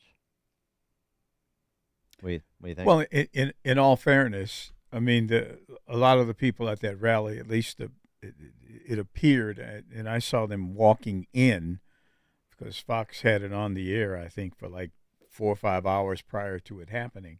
They didn't live in the Bronx. I mean, they came from all over to the Bronx. It's true. But I think the message that we saw, that it was the takeaway I have is that Donald Trump went there, and I would hope that he would come to a place like Chicago, go to the South Side, go to the West Side, and of course his supporters will come from all over. Right. But right. The fact that he's there, I think people all over the country, particularly black people all over the country, saw him go there, and it added to the momentum. Yeah. That, hey, here's a guy who cares. And again, he didn't talk about victimhood. That's so important, because that seems to be a prevailing theme here. Well, and the Democrats talk about victimhood as Biden did at Morehouse College, and Trump is talking about America first. And I think that message is resonating now with black Americans in particular in the context of this whole immigration issue. I agree, but I especially like the this is like how can a billionaire relate to average people who's lived the life Trump's lived and so on and so forth? Well, he relates to average people by being authentic, and authentically Trump, right? The good, the bad, and the ugly, whatever. He is who he is, and that's what he presents, and he presents it in every forum he's in. There's none of the "I ain't no ways tired" business of Hillary Clinton. Right, the Edmund Pettus Bridge. There's none. They're gonna put y'all back in chains. Exactly. It's like, and we talked about it, but just to repeat, that's why I think in part the response to Biden was so tepid at Morehouse College, because they're like, come on. A lot of those Morehouse College graduates, I'm sure, are not Republicans. Probably will vote for Biden, but it doesn't mean that they don't know the game that's being run.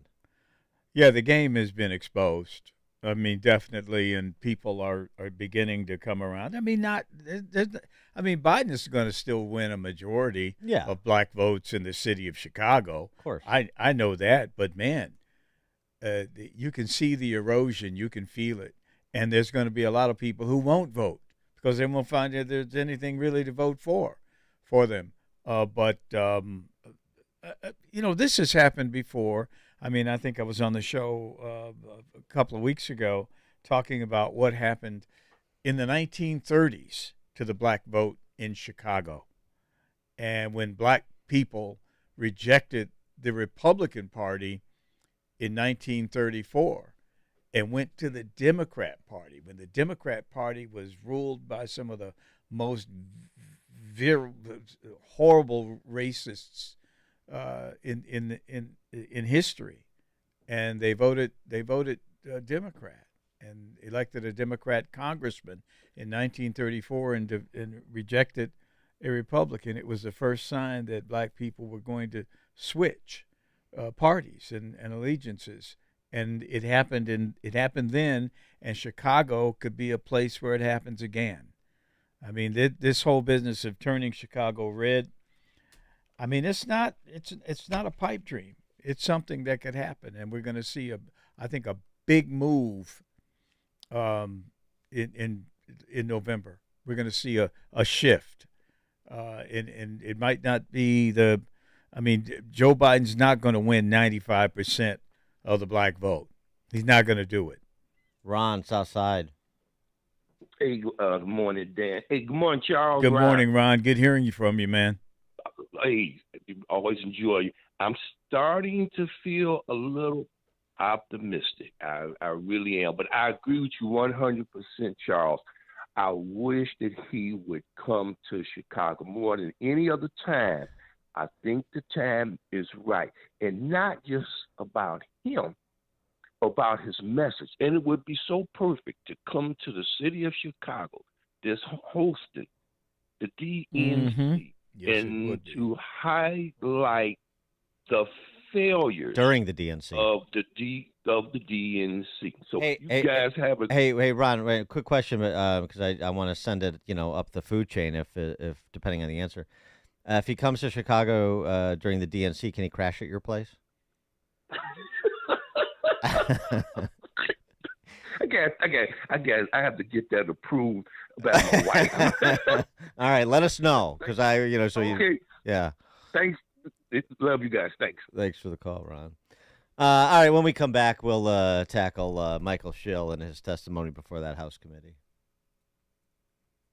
It's like a hot, steaming cup of information to start your day. It's Chicago's Morning Answer on AM 560. The Answer. Are you turning 65 and thinking about Medicare? Or are you over 65 and haven't enrolled yet because you still have coverage at work?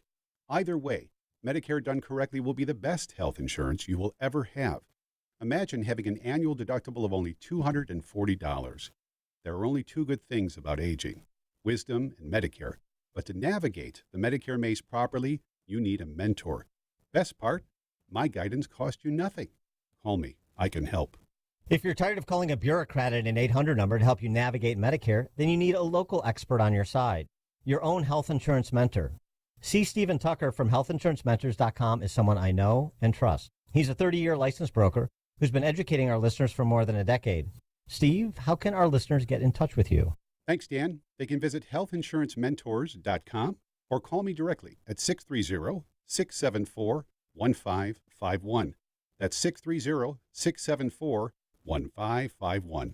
Hey, where are we? Wake up, Sleepy. It's debate time, and I'm going to wipe the floor with you. In your dreams. Oh, wait, we're debating? Try to keep up here. It's a debate, and we're going to talk about my great economy and your economy that's been a disaster. You see, Joe, the dollar is only backed by the full faith and credit of the United States government, and that's why people are dumping dollars for gold and silver. I usually buy online, so it's all tracked by Big Brother. Ha! You would. I get mine from the great Americans at Fox Valley Coins, Route 59 in Naperville. Yeah, who are you again? You're a funny guy, and I'm a serious guy. See, you're not smart with money. I'm very smart. That's why I'm telling everybody about Fox Valley Coins. I tried some other folks, horrible people. Go to Fox Valley Coins and even you'll be treated very, very well. Oh, and by the way, they've sold thousands of silver coins with my pictures on them. They've got a few of you too, but seems they can't hardly give those away. That's really not much of a debate. Fox Valley Coins, Route 59 in Naperville is the place to buy or sell gold or silver. Is it true when you do events, your handlers say, break a leg? Huh? AM 560, The Answer. Top of the morning, Dan, and in for Amy this morning, Charles Thomas. And Charles, the campus encampments at institutions of higher learning, like our very own Northwestern University, and so many others across the country. UCLA, the encampment's still there at UCLA. They haven't been able to negotiate a settlement the way that the skillful Michael Schill at Northwestern was able to. We'll get to him in a moment. Listen to this. You know, they're all these people are on hunger strikes. All these kids are doing their hunger strike routine, but they've got a lot of demands associated with this performative hunger strike, like give me food and water right now. Student Affairs is actively blocking food and water from coming in. This is not normal. It's unacceptable. It's also not Bring legal. Food in now. There is food and water there. There's no reason why it can't cross the line. Have you tried Uber Eats? Well- I just wanted to get your comment on the plight of starving college kids at Princeton and UCLA, Charles. This is a national crisis. Well, look, I went to college from 1969 to 1973, and I can remember a place called Peace Park on the campus of the University of Missouri at Columbia. Mm-hmm. And I was right there with them, man. And we were, of course, protesting the war in Vietnam and the fact that they wanted to draft everybody and send us to the jungle. And we didn't. I didn't see any point in shooting anything at a Vietnamese farmer because they hadn't done anything to me. And my attitude about student protest really hasn't changed. I see a lot of what's going on the campuses in the country today, and yeah, there's a lot going on that, you know, as a 70 some odd year old person, yeah, it's you got to clean it up. You can't have disorder when it affects public safety. But at the same time, I think these young people have a right to protest. Well, of course they should protest, and if they disagree, what really troubles me is this whole notion that it's anti-Semitism. I do not accept that at all. If you protest. It's anti-Israeli policy in Gaza, and they should have a right to protest that. And I really take issue with the fact that so many people call it anti-Semitism when it's not anti-Semitism. It's like we have people, again, using this whole anti-Semitism argument the same way they use this whole racism argument. You disagree with a public policy well, you're racist. You disagree with what Israel is doing in Gaza. You're You're an anti-Semite. I can't. That's the part of it that I find problematic. Well, there's some layering there because, well, first of all, I mean, these bedwetting undergrads at places like UCLA and Princeton are risable. I mean, they have the right to make a spectacle of themselves. They have the right to take whatever position they want. That's fine. I don't think there's much disagreement about that. I mean, it's not the conservatives that are censorious when it comes to people's speech on campus. It's the left. It's the left, exactly. And we're seeing the hypocrisy play out right now. Mm-hmm. So that's not the issue. But I mean, and you can disagree with the Israeli government policy, their prosecution of the war. You can even say things that are much more vile than that and much more clearly anti-Semitic, and those things are being said. I mean, the calls for intifada. I mean, that's the call for the extermination of the Jews. I mean, whether you recognize that or not, as most of these college kids undoubtedly do not. You've had, literal calls for genocide. For gassing the Jews. You had that outside of the Opera House in Sydney, Australia. I mean, the world over. I mean, that is happening. No, it doesn't mean it's okay to conflate the two. People that just disagree, they want a hands-off policy in the Middle East or whatever their position is, fine. But there definitely is this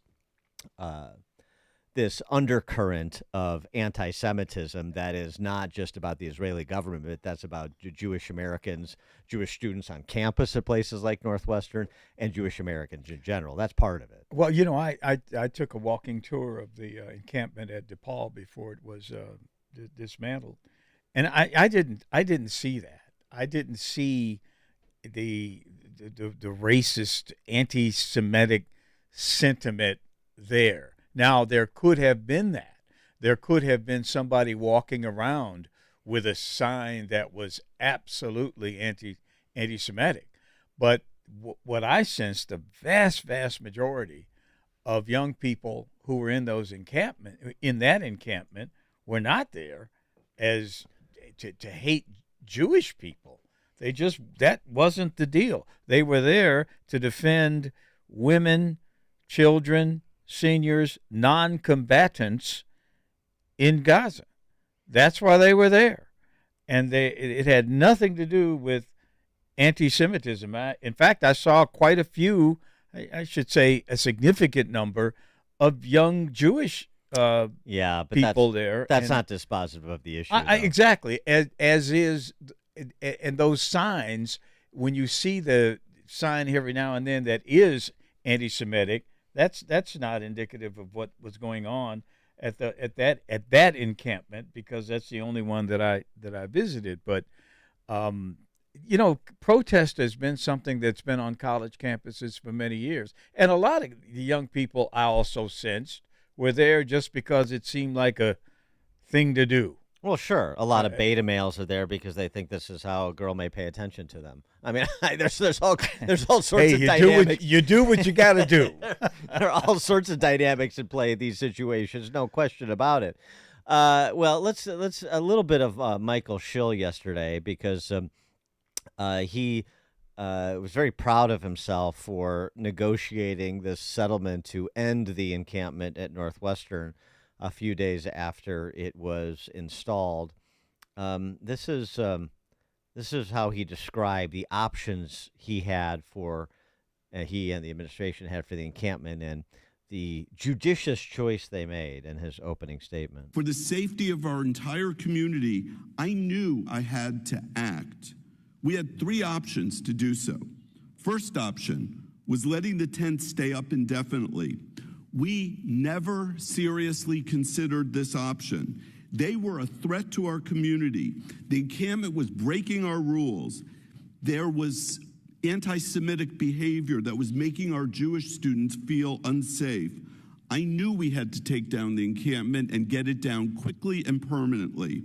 Second, Sending in our student affairs officers and the Northwestern Police Department to make arrests. That was the second option. This option ended up posing too high a risk to our students, staff, and police officers. There were limited law enforcement resources available to the university, and it also created, as we saw around the country, escalation, renewed encampments. Finally, talking with the students about leaving voluntarily. This was the path we took, and the encampment came down in just 5 days. We did not give in to any of the protesters' demands, and the commitments we made are consistent with our values. Importantly, I rejected the main student demand for divestment and will not ever recommend that Northwestern use its resources for political purposes. By engaging students with dialogue instead of force, we modeled the behavior we want to apply going forward. He's the hero in the story. He stood against the mob. One man stood against the world and saved academic freedom in Evanston. That's the Michael Schill story he wants you to believe. That was some performance. Yeah. You know, I go back to what Father Ted Hespa said at Notre Dame. That was I was reminded of by the Wall Street Journal a couple of weeks ago, talking about campus protests back in your day, Charles, in 1969. And he talked about the right to protest on campus and all the things that you said. He also said there seems to be a current myth that university members are not responsible to the law and that somehow the law is the enemy. And that was a direct quote, and he wanted to make it clear that he was going to disabuse those who were operating under that myth from that belief. And so we're going to lay out what is within the bounds of discourse and protest and the right to lodge grievances from that which crosses the line. And when the line is crossed, here's what's going to happen. And the sort of moral clarity from Father Ted at Notre Dame is exactly what's lacking from people like Michael Schill at places like Northwestern. All right, coming up at 7:07, we'll revisit our conversation about the border, particularly because of this incursion in Quantico. But now we'll by two Jordanian nationals. But now it's 7 o'clock on AM 560 WID. A big Trump rally in a big Democratic stronghold.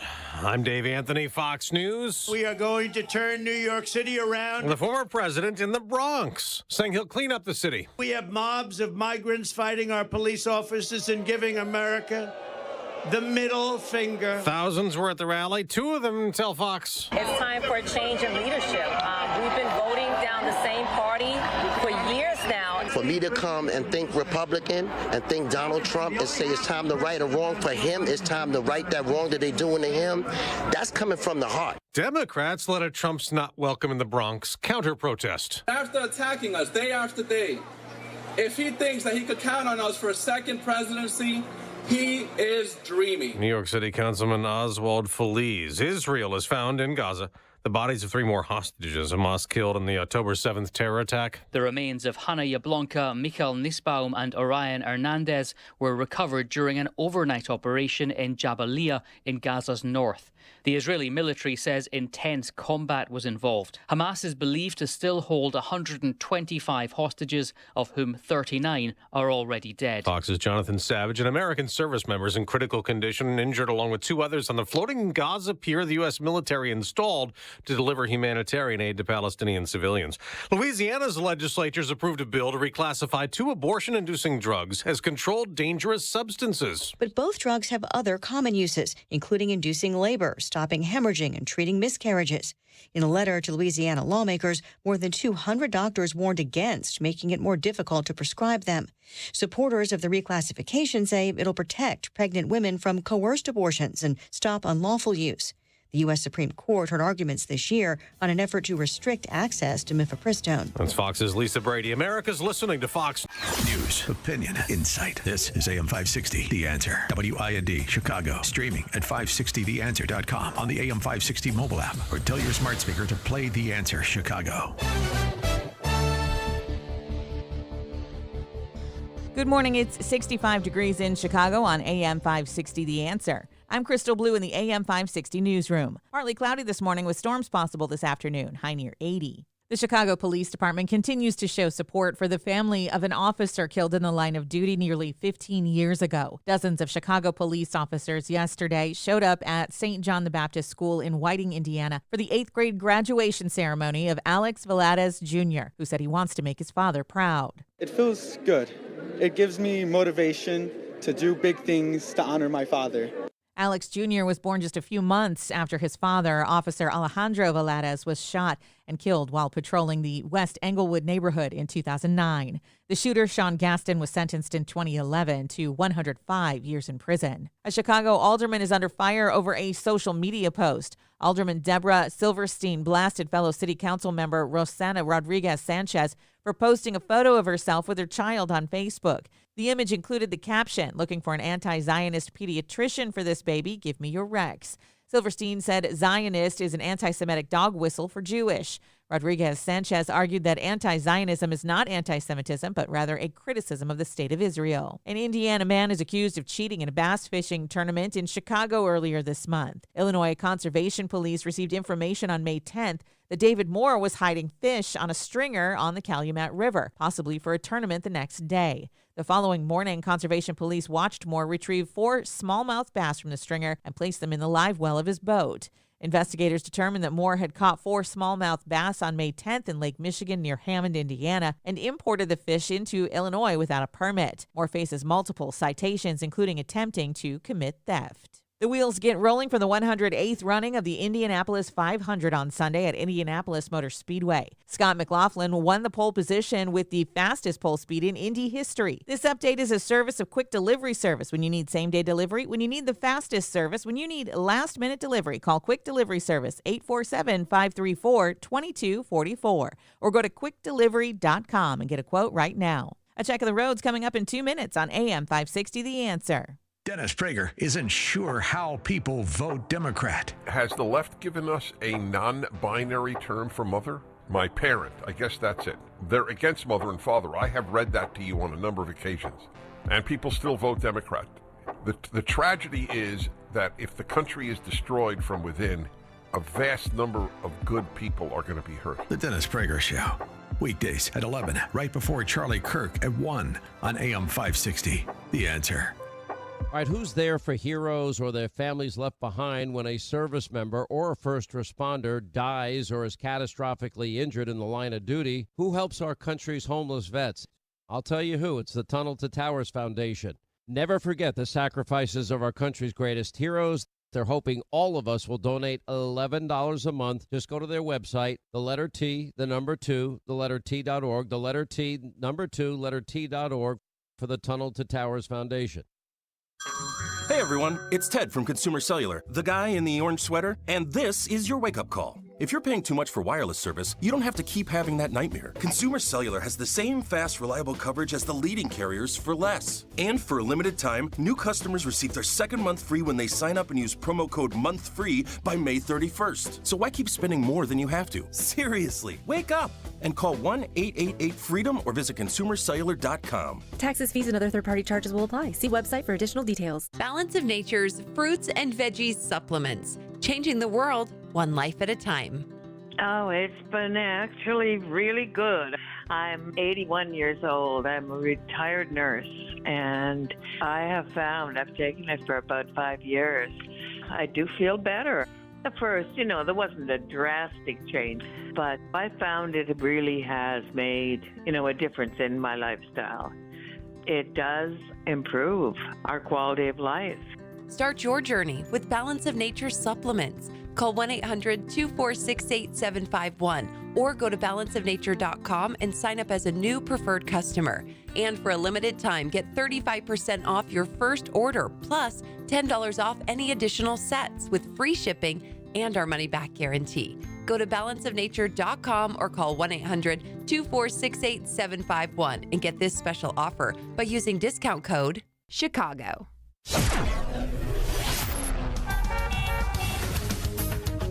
In the Team Hochberg Traffic Center, I'm Jill Urchak taking a look at the roads on the Veterans Memorial Tollway southbound right before Southwest Highway. Beware of an accident.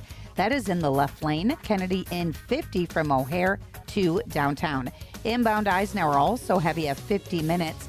390 into the post office, and going in on the Stevenson, it's about 35, 355 into DuSable Lakeshore Drive. Inbound Ryan, 20 minutes, 95th Street on in. Express are tight, 43rd to the Stevenson.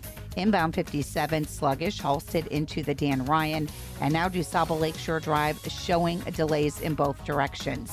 Eastbound 8094, that is tight Burnham to Kennedy Avenue, and that is all due to construction. Traffic is sponsored by Turnkey.pro. Turnkey's real-time threat hunting defends you, your employees, and your customers from vulnerable cyber attacks. Shield your complete infrastructure from malware, phishing scams, and other threats. Turnkey has solutions to protect your business. Visit Turnkey.pro. Chicago's Morning Answer continues next, but now a check of your forecast from the National Weather Service.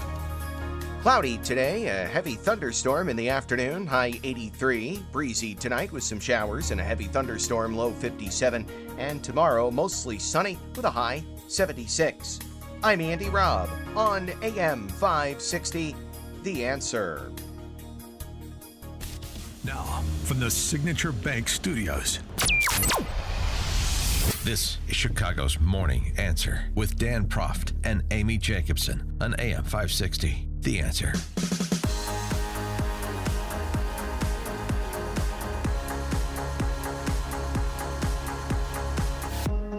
Top of the morning, Dan, and in for Amy J. This morning, Charles Thomas, former ABC 7 political reporter. Good morning. Charles, we talked last hour about the border, given the remarkable statement, I think, that KJP offered in defense of Biden's dithering on border security. Well, let's play that again, because this really needs to be memorialized in the minds of our listeners and shared. Open the briefing by saying it's up to Republicans to do something to solve the problem or continue to use it as a political issue. The president has the authority to do something about this unilaterally. Congress is in a divided government right now. Why isn't he doing anything? Why should he have to do it unilaterally? Why should we do it in a legislative way? And let's not forget that negotiated. I know, to undo some of. Wait, so you're right. He took many executive actions before. He's taken many executive actions before, and he has executive power here, and he's not going to exercise his executive power because apparently what's happening is what he wants. He's getting killed on this one. And it's hard to believe that you have people in the White House, from the chief of staff on down to the other policymakers there, that she could actually come out and say something like that. Yeah. Why should he take executive action? Why not do it legislatively? Well, because this is an emergency situation of his own making. And because he has primary and virtually plenary authority when it comes to, the executive does, when it comes to border security. So those are a couple of reasons. Some real world reasons, practical matters. Customs and Border Patrol, May 23rd, Del Rio Sector Border Patrol agents assigned to the Del Rio station conducted a traffic stop on a 2015 Ford Escape on Highway 90 East near Laughlin Air Force Base. One individual ran from the vehicle, jumping a fence and entering Laughlin Air Force Base. Agents later detained the individual, a 17-year-old Mexican male. The other four occupants of the vehicle, all adult males, suspected of being in the country illegally, also detained and transported to the Del Rio Border Patrol Station for processing. So I assume that means they're enjoying their stay in Texas or wherever else they'd like to be moved about the country. But so breaching military bases. So that was one, just as sort of the happenstance of an escape. But I mean, how does he enter Laughlin Air Force Base? And then this, a little bit more serious. A dozen House Republicans are demanding information from the government about two Middle Eastern men who tried to break into the Marine Corps base in Quantico using a box truck. One of the two Jordanian nationals involved had crossed the southern border illegally in San Diego back in April. Authorities found no initial derogatory information while screening him, so they let him go into the U.S. with a future court date to pursue asylum. Of course, asylum from Jordan? What exactly is the political persecution going on in that moderate Muslim nation? I'm not familiar. So they were in a box truck. Was anything in the truck? We don't know. This is sort of what House Republicans want to know. In a letter, they write, a brazen attempt to infiltrate a military installation by 4 nationals from a terror-prone region, because Jordanians are not, the Jordanian regime is not, rightly raises concern as to whether this constituted a possible terrorist attack, yet the federal government has not disclosed whether this breach was terror-related. Inquiring minds would like to know. Yeah. And these guys are locked up now. They aren't, or did they release them? I'm sorry if I... The pair ignored instructions from officers, tried to drive onto the base where additional vehicle bearers were deployed to stop them. Well, that's good. The former Navy SEAL Robert O'Neill told the Post the breach showed signs that could indicate it was a possible dry run for Al-Qaeda or ISIS, see how far they can get a truck into a base. He said it looks like it was a test run for something else like truck bombs because they tried to get in saying they were delivery drivers, then sped up as barricades popped up. Whoa. They were lucky they weren't shot. And I think now Brandon Johnson's paying their rent in Chicago. I think that's where they are now. No, I don't. It's not disclosed. I don't know. I assume they're in custody, or I assume they've been returned to Jordan. But oh yeah, good luck. Yeah, right. Well, exactly. These are assumptions we can't make anymore because we have a president who doesn't want to exercise the power he has in the interest of our national security. Why should we do it? You do it. Real compelling. Wonderful, KJP. For more on this, we're pleased to be joined by Steve Cortez, who writes at stevecortez.substack.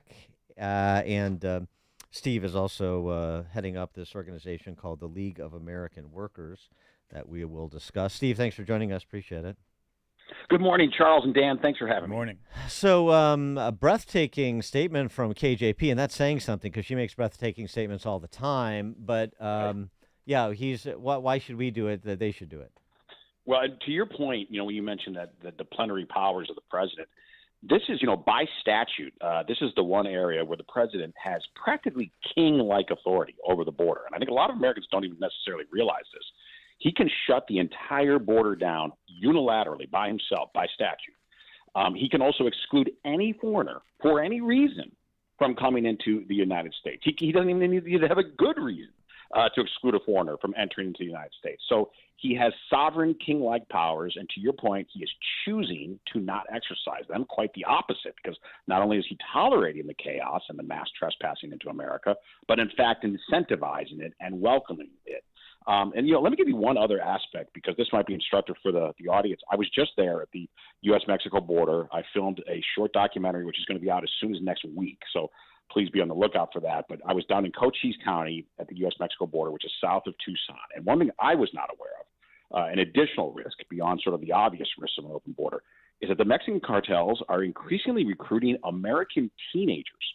They reach them on social media. They're very sophisticated. They know how to get a hold of them on Snapchat. They know specifically how to target and geofence poor American kids in places like Tucson. They offer them a whole lot of money to effectively become drug mules or drivers more than anything else, and that is to drive both people and drugs from the border north into places like Tucson and Phoenix. The reason they recruit teenagers is because if they do get caught, they're treated as juveniles, and of course the criminal justice system isn't that harsh on them. But think of how frightening this is. The sheriff of Cochise County told me that they have arrested hundreds of minors, American minors, who are now children who are being recruited by the Mexican cartels. I mean, just think of that aspect alone. There's so many aspects that are just dangerous and reckless of an open border. But my gosh, that was a new one to me. I covered in the documentary, and I hope that concerns every parent in America that, oh my gosh, like my child, if I happen to live near the border, or not near the border for that matter, could be recruited by the Mexican cartels because of this open border situation that Biden has invited into America. Well, sure. I mean, it's corrupting in ways that you can't imagine when you're talking about transnational criminal organizations that have the resources of these cartels. Right. So one is left to assume that if the president is sitting on his hands, then this is what he wants to see happen. Right. And unfortunately, look, he does. And I think for two reasons. One is that the left, unfortunately, and we need to be realistic about this on the right, the left loves chaos. It invites chaos. That's the first thing. But then the second thing is they believe that if they win this election, which is entirely possible, I think Trump's going to win, but it's going to be close.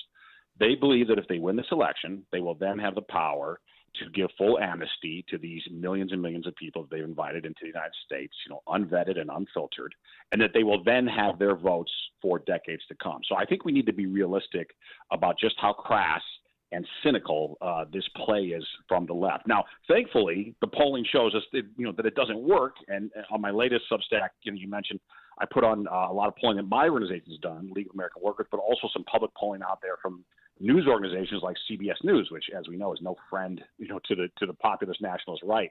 But they asked Arizonans, for example, getting back to Arizona, they said, is immigration making life better in Arizona?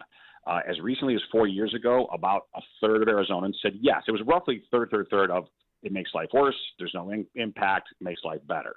Well, now only 13%, and this is, again, CBS News polling, only 13% of Arizonans say that immigration is making life better in Arizona. I mean, think about that. A state that is historically as pro-immigrant and as intertwined with Mexico as any state in America has turned that severely, that intensely against immigration because they, unfortunately, it's a nationwide problem, of course. It's a Chicago problem, as I know all too well. But they're at the front lines of this, quite literally, and dealing with a way that other states are not. And so my hope and my belief is this is part of why states like Arizona, which are going to be determinative in the election, are swinging pretty hard toward President Trump. That same CBS News poll showed Trump with a 5-point lead. My polling showed it with a 4-point lead. Now, that's nothing to get complacent about. That's nothing to be comfortable about. We needed to work for every vote. But the point is President Trump is in a good position in most of these swing states, and a huge, huge driver of that lead. Those leads are this immigration crisis. Well, speaking of polling, I wonder what your view is on this dynamic at present where Biden has a Biden problem, but the Democrats don't have a Biden problem beyond Biden. And what I'm talking about is, of course, in states like Arizona, some of these swing states, where you have Democrat incumbent senators up, for example. You have Democrat senators holding leads, Pennsylvania, Arizona, slight lead, but a lead nonetheless. I mean, there's outside the margin of error difference between how the Democrat senator is performing versus how Biden is performing. Correct. And so what is it Republicans need to do? Because electing Trump and getting rid of Biden obviously would be material progress, but it will be severely blunted if it doesn't come with majorities in Congress. Correct. And I'm seeing that in all the polling I'm doing, and most of the public polling is now validating that. Not only does Trump not have coattails in a lot of these Senate races, he seems to have reverse coattails. Mm-hmm. And what I mean by that is there's a lot of folks out there, and we just need to be honest about this. We've got the two men with the highest negative ratings in America running for president, right? Joe Biden and Donald Trump. Now, obviously, I don't feel that way about Donald Trump. Most of your audience doesn't. But the reality is these are two incredibly polarizing figures with extremely high negatives.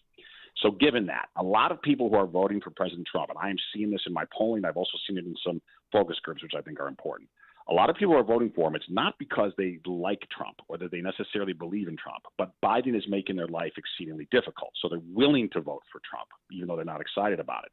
They then, though, even this, sometimes I think it's subconscious, down ballot, they effectively balance their ticket. They then say, but I'm not going to vote for this sort of Trump acolyte. So my advice to these Senate candidates is don't run a pro-Trump campaign, run an anti-Biden campaign. Make sure that you are being your own candidate. Let Trump take care of Trump. And I believe he's going to win, and I'm doing everything I can to make that happen, personally and with my organization. But to these Senate and congressional candidates, particularly in swing states or in blue states who are fighting, I really believe that they need to run anti-Biden races that are independent of Trump, because I do believe that this reverse coattail effect is real, and it's probably going to persist into election day.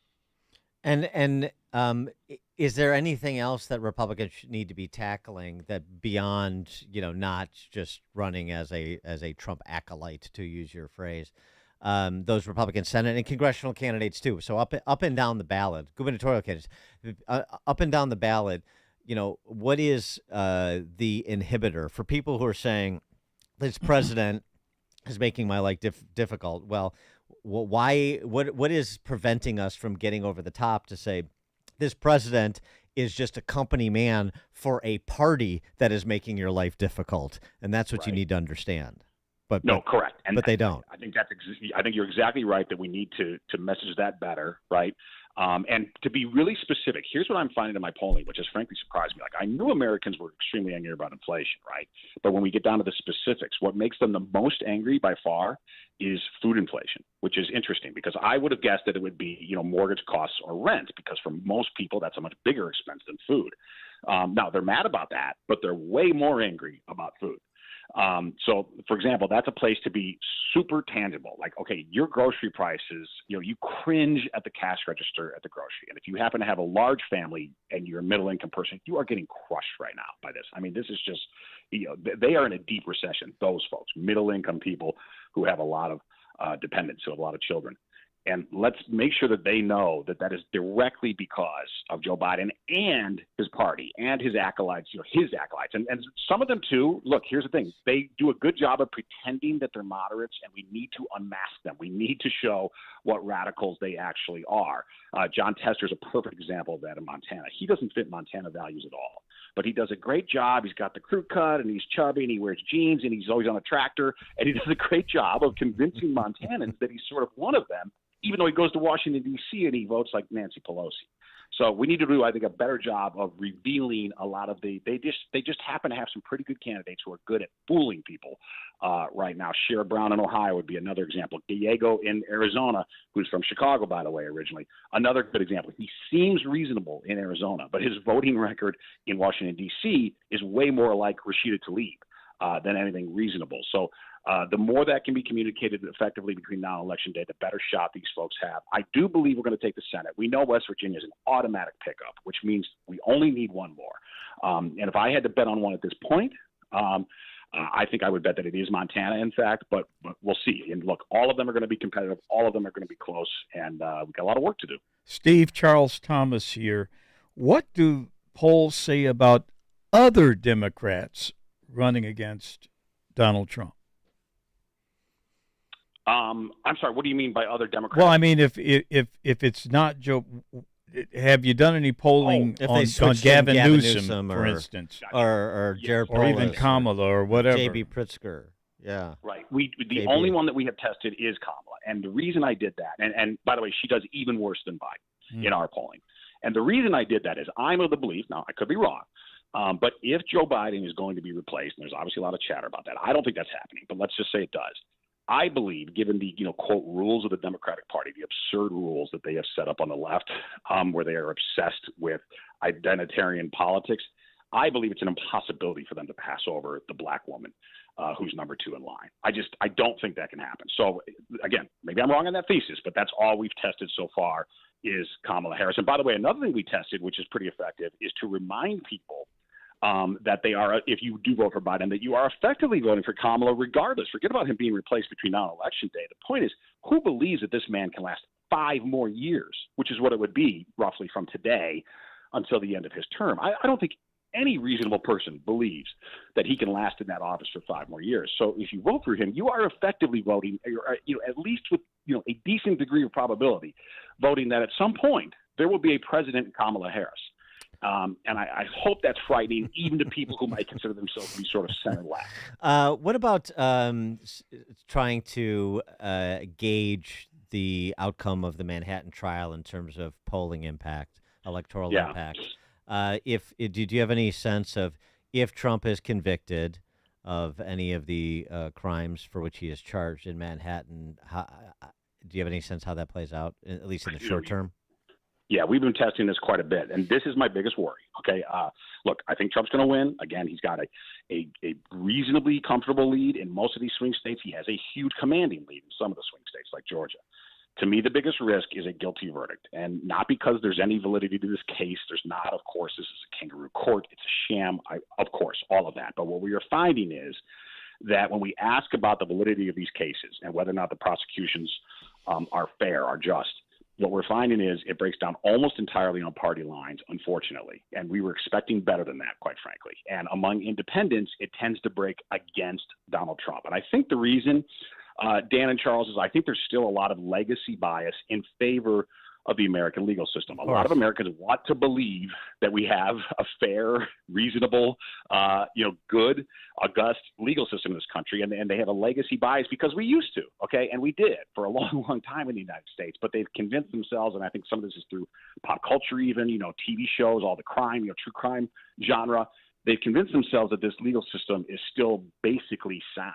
And I don't believe that's reality at all, but regardless, that's where people are. And so because of that, once you can accurately call him a convicted felon, and again, we think it's absurd, of course, but once you can call him that accurately, it will matter. So to me, that is the biggest risk for Trump. I still think he wins with a guilty verdict, but I think, this Georgia plus 10 probably compresses. We probably go to Georgia plus 5 or 6 with a conviction there.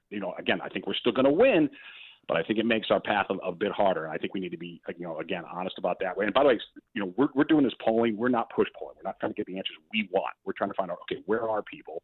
And if they're not in the place we want, then how do we move them? What are the arguments to move them? And these are likely independent voters, like that we're talking about, for example, that break slightly against Trump in the event of a guilty verdict. That is exactly correct. Yeah, that's an issue. I know. I've been saying it for a long time. It's an issue, and it's going to matter once they can say convicted felon. Yeah. They're going to say it a million times, right? Yep. And it is technically an accurate phrase at that point. Okay, as long as we think it is, it's going to matter. Again, I'm not trying to depress people out there. We're going to win this election. All right. Inflation and immigration are such massive issues, those two I's, that I believe they're going to overcome the negatives of a conviction in New York. But don't ignore the problem that a guilty verdict will cause for Trump if it does in fact come down. Steve Cortez, League of American Workers. You can get his writings at Steve Cortez, Cortes, Steve Cortez.substack.com. Steve, thanks as always for joining us. Appreciate it. Appreciate it. Have a wonderful holiday weekend. Thank you. You too. And Steve joined us on the Turnkey.pro answer line. Listen to podcasts of Dan and Amy from the AM 560 mobile app. Download it today at 560theanswer.com/mobile. Trouble with your sump pump? Call Permaseal, 800-421-SEAL. With over 100 trucks on the road, we'll be there within 24 hours to troubleshoot or replace your pump. Hi, I'm Roy Spencer at Permaseal. We believe all basements and crawl spaces should be dry no matter how hard it rains. Recent storms are causing wet basements due to pump outages, inadequate pump capacity, or the need of a backup system. Call 800-421-SEAL today to schedule a free estimate. For over 45 years, Permaseal has been making the world a better place by providing peace of mind for over 500,000 Chicagoland homeowners. We are the oldest, most experienced, family-owned waterproofing and foundation repair experts. Don't just take my word for it. Check out our ratings with a BBB, Google, and Angie's List too. Don't wait. Call Permaseal at 800-421-SEAL. Be sure to ask about our special, 10% off or up to 18 months no-interest financing. 800-421-7325 or visit permaseal.net. Signature Bank is Chicago's fastest-growing independently owned business bank. It's a bank where relationships still matter. Signature Bank knows your name and your story. I'm Dan Proft, and I know this because Signature Bank is my business bank. I'm Frank Vance, co-owner of Egan Vance Insurance Agency on Chicago's Northwest Side and a customer of Signature Bank. In my line of work, we pride ourselves on being there for our clients when they need it the most, and we recognize when someone does the same for us. As Egan Vance was expanding, we wanted to buy a much sought-after building in the neighborhood. We couldn't waste any time. I called Signature Bank, and that was all it took. I didn't have to talk to multiple people in silo departments with multiple forms to fill out. One call did it all. As the one who was always looking out for my clients, it was a great change to know that my bank, Signature Bank, was looking out for me. Signature Bank is looking for their next success story. To learn more about turning your business vision into reality, visit signaturebank.bank. Signature Bank, helping local businesses succeed. Member FDIC, Equal Housing Lender.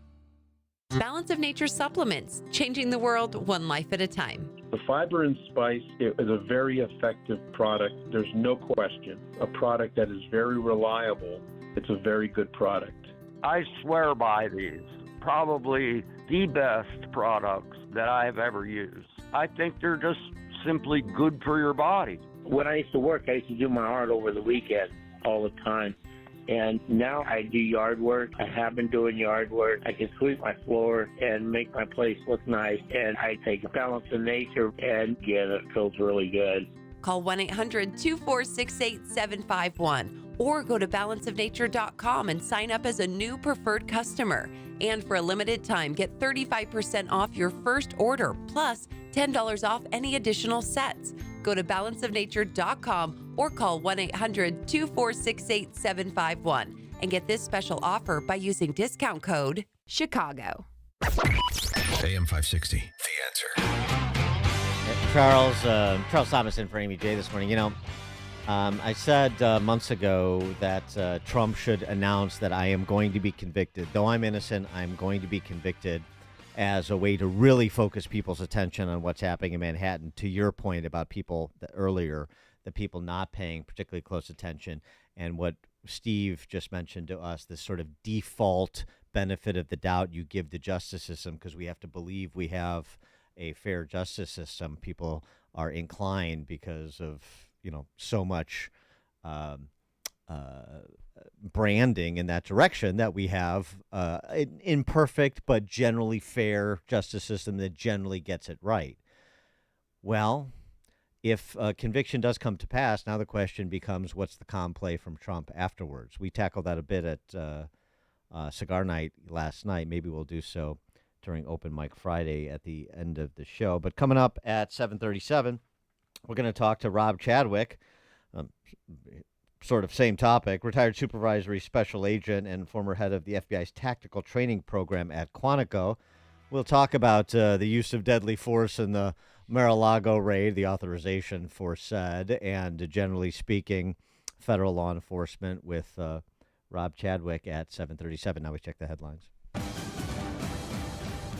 Good morning. It's 67 degrees in Chicago on AM 560 The Answer. I'm Crystal Blue in the AM 560 newsroom. Partly cloudy this morning with thunderstorms possible this afternoon, high near 80. The Chicago City Council is taking a step toward determining the future of the ShotSpotter gunshot detection system in the city. Aldermen voted 34-14 on Wednesday to give the council final say over Mayor Brandon Johnson's plans to deactivate the system. 9th Ward Alderman Anthony Beal says the mayor should break away from his campaign promise to do away with the crime tool. The vote means that ShotSpotter can't be discontinued in any city ward without a full city council vote. A Sauk Village, Illinois home is overrun by garter snakes. Fox TV affiliate WFLD Chicago's Tia Ewing tells us more. Newman rented the home with her 2 adult daughters August of 2023, paying market rate rent.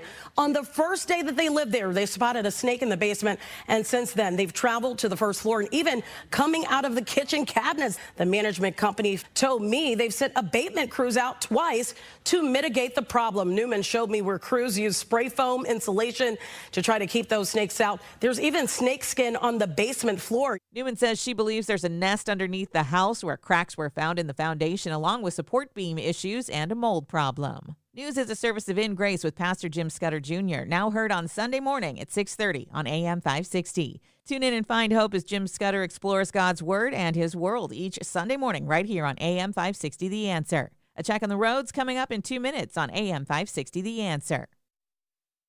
Balance of Nature supplements, changing the world one life at a time. The fiber and spice is a very effective product. There's no question. A product that is very reliable.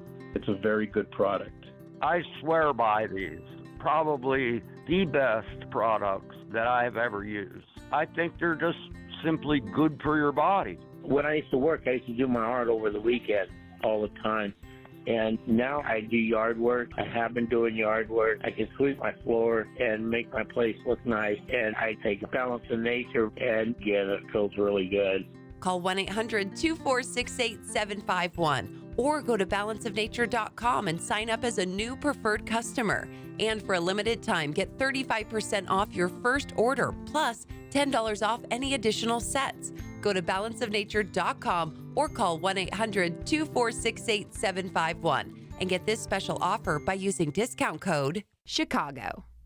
Hi, this is Randy Donnelly from Donnelly Auctions in Union, Illinois, with my current want list for upcoming auctions. Guns and military items are always at the top of my list, but I have buyers for vintage automobiles and motorcycles, old gas pumps and automotive signs. Do you have pinball machines and coin-operated games like slot machines, jukeboxes? How about Coke machines and soda machines? Also, neon signs, antique phonographs and music boxes, old toys, especially science fiction and Star Wars, cowboy and Native American collections like barbershop, ice cream parlor, and saloon items. We'll take one item or an entire collection. We sell it all. Call me before you sell your items outright because you could be leaving a fortune on the table. And you won't know until you call me at 815-923-7000 or send me an email at DonnellyAuctions.com. My job is to get you top dollar for your collections, so call me at 815-923-7000. I'm Randy Donnelly, and I'll see you at the auction. Shop with the experts. A 5-carat certified colorless tennis bracelet is just $1,650 at cleanorigin.com or their retail stores. Mention code Radio10 for 10% off. That's cleanorigin.com. In the Team Hochberg Traffic Center, I'm Jill Urchek taking a look at the roads. Eden's inbound, a 20-minute ride, Lake Cook Road to Montrose. The Kennedy Heavy, 50 minutes, O'Hare into downtown. And going in on the Eisenhower, 45, 390 into the post office. Stevenson inbound trip, a half hour from the Veterans Memorial Tollway into DuSable Lakeshore Drive. The inbound side of the Dan Ryan, a 20-minute trip, 95th on in. Those express are tight. 43rd to the Stevenson. Inbound Ford stop and go, 103rd into the Dan Ryan. Very busy along DuSable Lakeshore Drive, especially southbound Monroe to Roosevelt. That's all due to construction. We're seeing delays northbound Tri-State. Southbound looks good. The Jane Addams, the Reagan, and the Veterans Memorial Tollway. All those tollways are clear. Traffic is a service of scholarships.com. Imagine the news that your college student doesn't have years and years of school debt. It's avoidable when you join scholarships.com for free to find accurate and vetted scholarships personalized for your student. That's scholarships.com. Chicago's Morning Answer continues next, but now check of your forecast from the National Weather Service. Cloudy today, a heavy thunderstorm in the afternoon, high 83. Breezy tonight with some showers and a heavy thunderstorm, low 57. And tomorrow, mostly sunny with a high 76.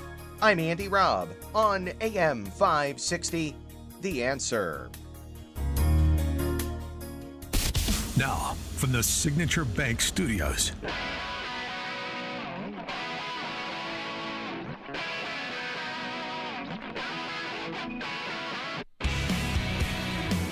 Top of the morning, Dan, and in for Amy J this morning, Charles Thomas, former ABC7 political reporter. Yo, Charles, your former employer, ABC7, had this story about crime in Chicago. Another new angle, new and exciting angle. It seems like every passing day there's a new and exciting angle that speaks to the general lawlessness and endemic violence in the city. This directed at postal workers.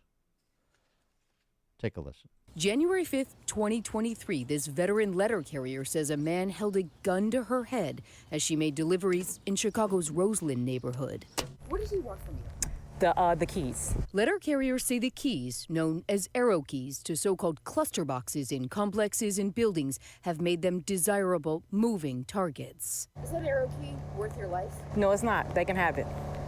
I have to go home to my kids and my family. Did you give it up? Yes, I did, without a doubt. It keeps getting worse. According to data obtained from the United States Postal Inspection Service, Chicago postal workers faced nearly double the number of robberies than the year before. In 2018, USPIS recorded just 2 postal employee robberies in Chicago.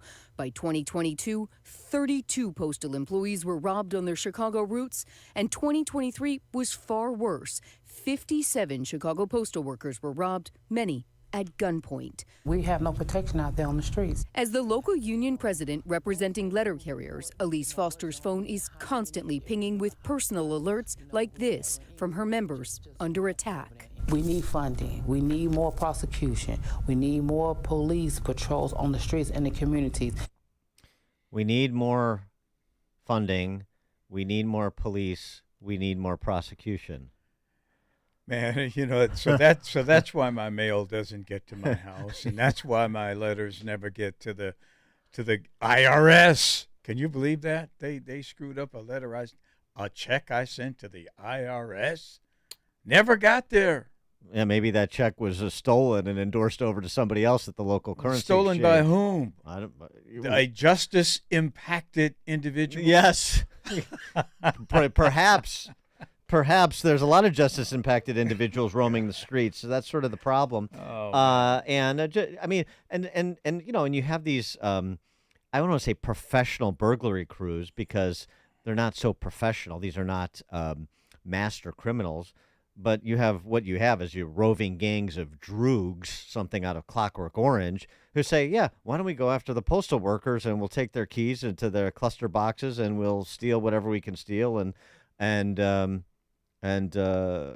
finance our lifestyles that way. It's easier than doing, a couple of 3 dozen carjackings a month or some other criminal program like that." But Dan, that's how they think. Yeah, that's how the bad guys think. They say, "Hey, that's a pretty good scam." What's a soft target? Yeah, soft target. I can get away with that. All I get that arrow key, and I'm in business. And they like to operate to strength in numbers. Listen to this story. And, I know this jewel. This is the jewel in South Loop by Wabash and Roosevelt. You know that jewel. I know it very well. Kevin Kinn is an Iraqi war veteran. And this is what happened. This has served our country honorably. And this is what happened when he went to do a little grocery shopping in the South Loop. The attack left him with headaches and nausea, injuries to his wrist, elbow, and knee, and a feeling of disbelief.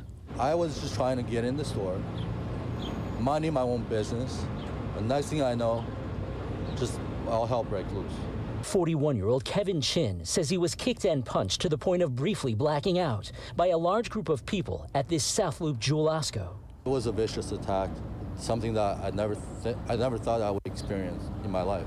Police say it happened Tuesday night around 11:30 at the Jewel at Wabash and Roosevelt. Chin says as he entered, he had to maneuver around a female shopper who was exiting with a cart. And he says for some reason that woman sucker punched him. It was just one person to start with, but out of nowhere, there were 7 or 8 people just kind of ganged up on me. Some from the front, some from the back. Chin says during the beating, he fell and hit his head. The attack interrupted by a bystander, allowing Chin to run and call police. He was taken to Stroger Hospital. Chin, who says he served in the Iraq War with the U.S. Marines, says he's fortunate he wasn't hurt worse. I did what I had to do to protect myself, but not everyone had the same kind of training. He survived the Iraq War, but almost got killed at his home right here in Chicago. Police have not offered a motive for the incident, but Chin, who's Chinese-American, says at one point the offenders made a racial comment, and he thinks race may have played a role in the attack. The offenders. Do you have any more description of these offenders, these future, or if not present, justice-impacted individuals, I wonder? No, well, there you go. Uh-huh. There you go, man. The race baiting again. Does it make a difference that this man is Asian and his attackers, he didn't report that because that's against the rule. Right. You can't say that you can't say it if they're black. I'll say it. You can't say it because I can say that because I'm black. But man, one thing about Mr. Ken here, man, if you go to the Jewel at 11:30 at night in the city of Chicago, my man, you're asking, I hate to put it that way, but wow, what a risk you are taking. Well, what a commentary that is. I know. That's exactly the point. He was safer in Baghdad at 11:30 at night than he is in the South Loop. Oh man, you can't go. You cannot leave the crib, if you will, after dark where I live, downtown in Chicago. I live in West Loop. Right. I don't go out after dark. And I mean, for those of you who don't know, I mean, West Loop is not a low rent district. Oh no.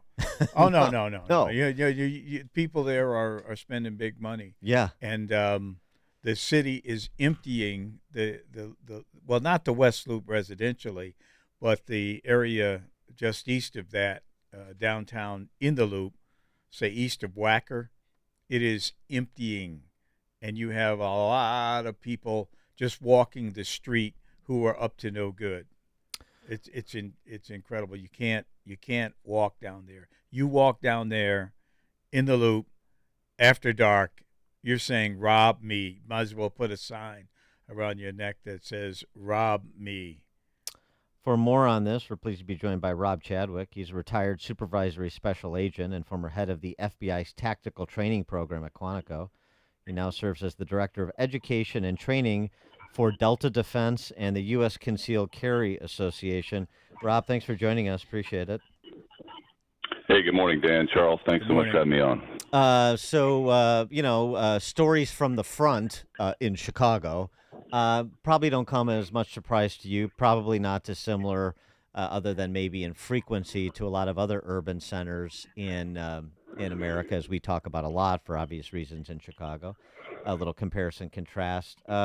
So what's the common denominator here with respect to the sort of violent crime and victimization that's going on in places like Chicago, as you just heard? Well, I think what you're seeing, Dan, is the result of a lot of factors, but at the very top of the list would be the defund the police, post George Floyd era. Law enforcement response times in the United States have doubled on average everywhere. And this is, regardless of where you live, Chicago, of course, is particularly affected by this, but every corner of this country is affected by this. The defund the police era, some people may say it's over, but I can assure you that's a bell that cannot be unrung for law enforcement, myself included. So I talked about this the other day, actually, with Rafael Mangual from City Journal from the Manhattan Institute. This lag effect, right? People aren't running around saying defund the police anymore, but the lag effect, New York City Police Department is down to 1990 levels in terms of officers in the department. You've had stories out of places like Pittsburgh where there are essentially no police to respond to 911 calls in the early morning hours of the day, over the sort of the overnight hours, like 0 or 1 or 2 for a town with hundreds of thousands of people. You have in Chicago half of 911 calls that go unresponded to, including calls that involve alleged Class X felonies. So, that's the lag effect that sort of people don't see because you don't have politicians run and organizations running around in the streets saying defund the police, but their handiwork is everywhere. And will be a lasting effect. And what I mean by that is when I was at Quantico, traveling the country, training our state, local, federal police partners in street-level tactics, literally every state in the union, every corner of the country, this is post-George Floyd. And I made it a point to meet with the chiefs and the sheriffs and the hosting agencies to check on morale, recruiting, see what was going on. And without exception, every one of them reported recruiting was down, retention was down. And let me put that in context. Departments that would have 200, 300, 400 applicants for any opening were now having 2 or 3 or 4 applicants. So you can see that this is going to have a lasting effect, because when you go from 200 or 300 applicants to 2 or 3 applicants for an opening, just the overall quality of the individual is going to suffer. And these are the people, and again, please understand, I love the police. I've got many relatives still on the job. I did 30 years in law enforcement myself. This is not their fault. But people are hesitating to enter the law enforcement profession because of what they saw and what they continue to see. We have an all-time high in violence against police. This unfortunate set of circumstances has led to our officers and our deputies and our troopers hesitating to act with the requisite amount of force to control the situation, so they're getting hurt on the job.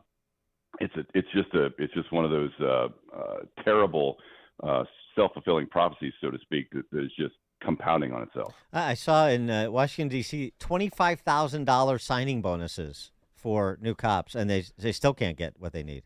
$25,000, that's pretty good.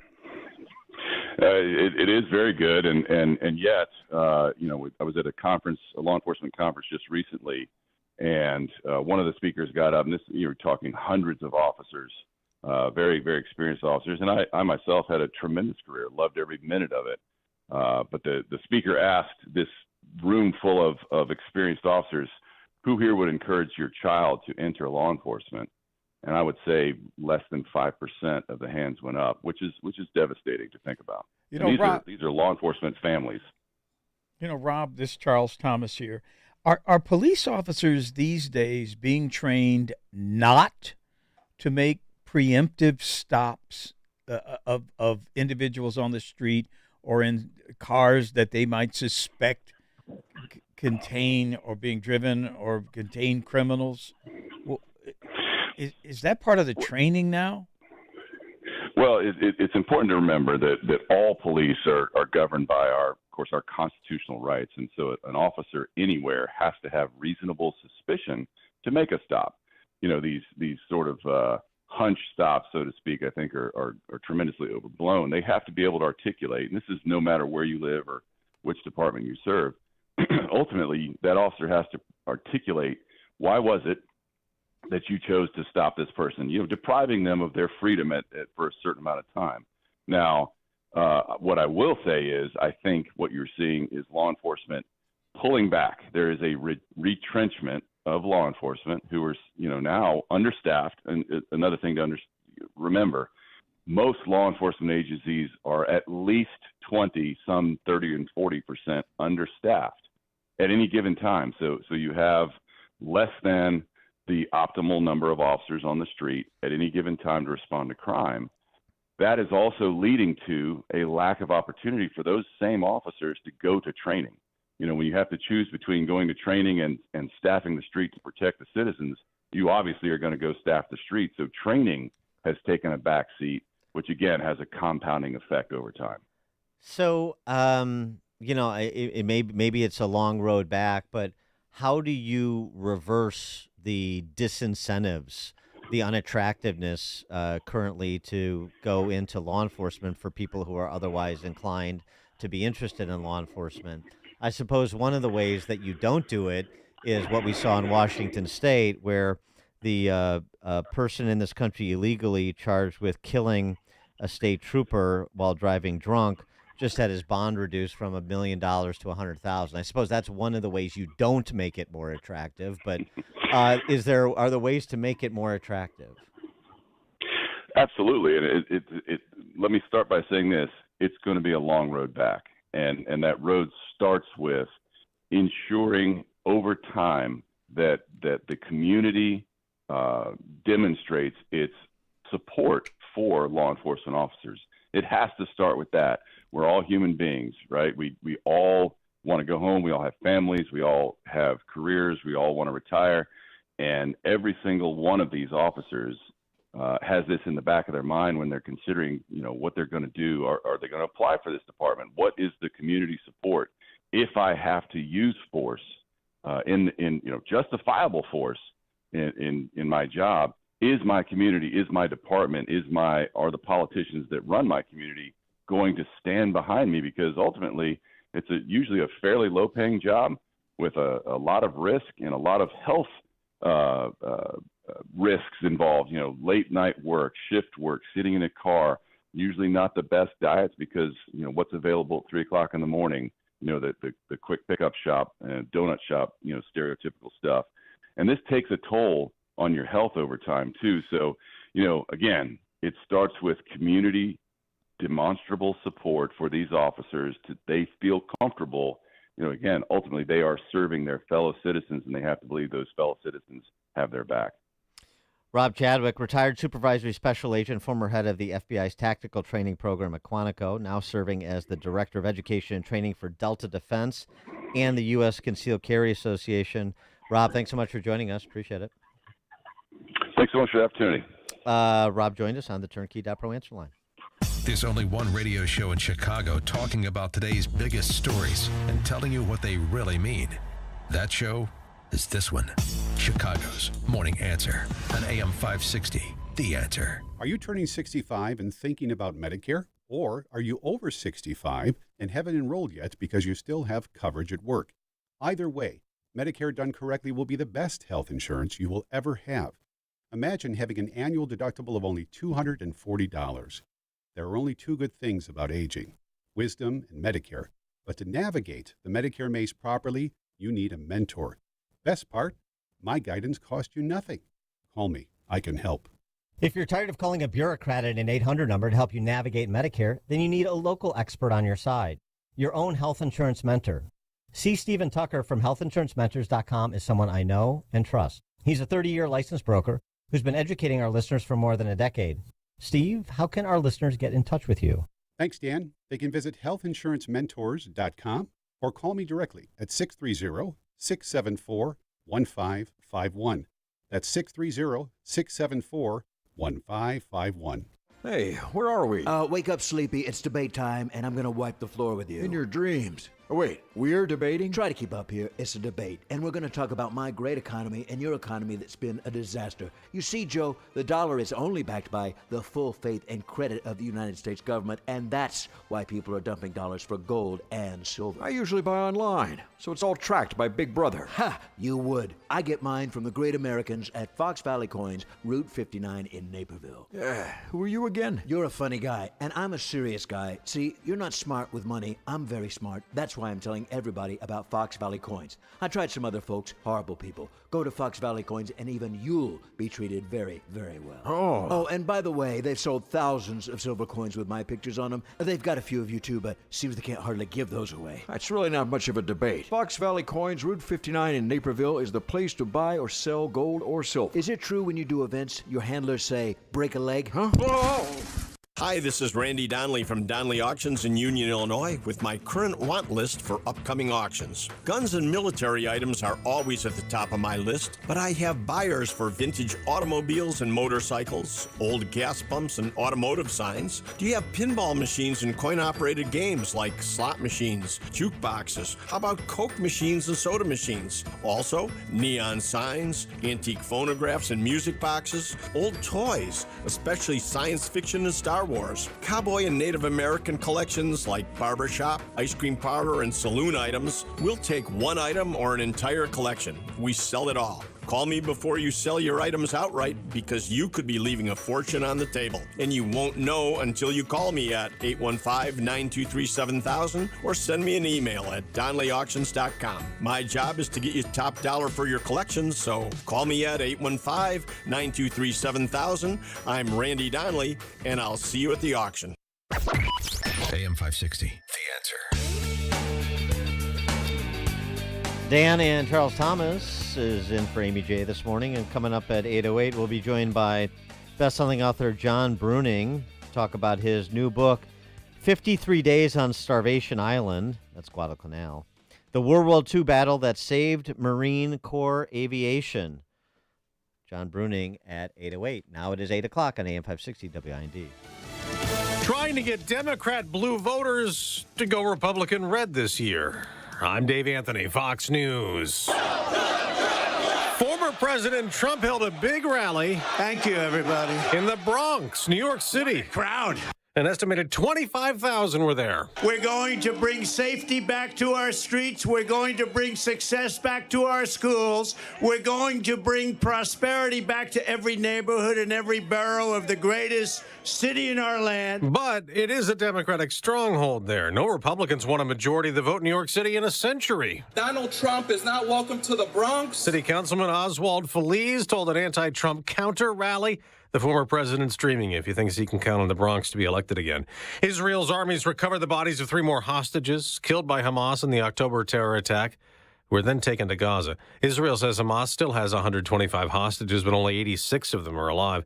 Off the coast of Gaza, something went wrong on that floating pier the U.S. military installed to deliver more aid to Palestinian civilians. 3 U.S. service members were injured while working on a U.S. Navy cargo ship near that pier. 2 of those injuries were minor injuries, but a U.S. defense official says that 1 service member is in critical condition in a hospital in Israel, but that these were non-combat related injuries. Fox's Alex Hogan. Another American tourist faces sentencing today in Turks and Caicos in the Caribbean for possessing ammunition on the island. Brian Hagerich could be imprisoned for 12 years. I believe we've made a very, very strong case in my defense, and hopefully, we're praying for the judge as well. Speaking to FoxNews.com, Hagerich was on vacation with his wife and kids in Turks and Caicos in February when authorities at the airport found a box of ammunition in his bag. He claims it was an accident. Fox's Edmund Brown. 2 other Americans have pleaded guilty to similar charges. 2 others await trial.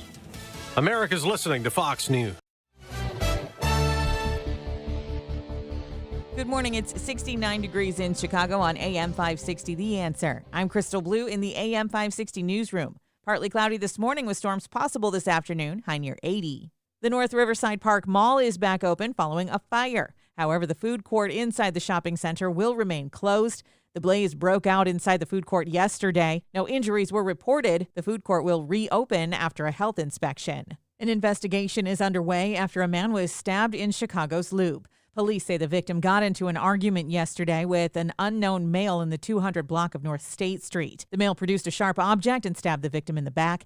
The offender then fled the scene, and the victim was sent to the hospital in fair condition. Illinois lawmakers are still working on passing a budget as the spring session is scheduled to end today. As of last night, no budget agreement had been reached. The budget year is set to begin on July 1st. Governor Pritzker has faced pushback from Democrats on more than $900 million in tax hikes he claims are needed to balance his proposed $52 billion spending plan. One person is in custody following a death on Chicago's South Side. Police say a 42-year-old man and a 36-year-old man got into an argument last night inside a home in the 2700 block of South Michigan Avenue. The incident escalated to a fight, and the 36-year-old suffered trauma to the body. He was sent to the hospital where he died. The older man was arrested at the scene. Detectives are investigating. Chicago detectives are investigating after a 9-month-old baby boy who was dropped off at a fire station was hospitalized on the South Side. Police say the infant was taken Tuesday night to Engine 47 Firehouse. Fire officials took the child to Comer's Children's Hospital, where he's in good condition. Northwestern University President Michael Schill is defending his decision to negotiate an agreement with pro-Palestinian protesters to end an encampment on his campus. While testifying yesterday at a congressional hearing, Schill said they chose to engage in dialogue rather than force. When questions about allegations of anti-Semitic hate on campus, NU's president said they'll investigate any claim of discrimination. Schill was one of 3 university leaders called before Congress. News is a service of Valdecast Windows for the discerning homeowner looking for high-quality and professional-level window replacement service. Contact Valdecast Windows, your award-winning Platinum Elite Pella-certified contractor. Visit Valdecast.com. A check of the roads coming up in 2 minutes, but time now for the AM 560 Business Beat. I'm Liz Clayman, and this is the Fox Business Report. Economists at Goldman Sachs now expect the Federal Reserve to cut interest rates in September. The previous forecast was for July. They say recent speeches from Fed officials indicate a July cut would require better inflation numbers and meaningful signs of softness in the economy or labor market. The change in the outlook followed little change in the weekly number of jobless claims and other recent reports. Workday shares are losing ground after the human resources software company lowered its forecast for the year, estimating lower subscription revenue. Shoemaker Deckers Outdoor is reporting a dramatically better quarter than expected. Deckers makes Hoka sneakers and UGG boots. Deckers is raising its forecast for the year, seeing sales up about 10%.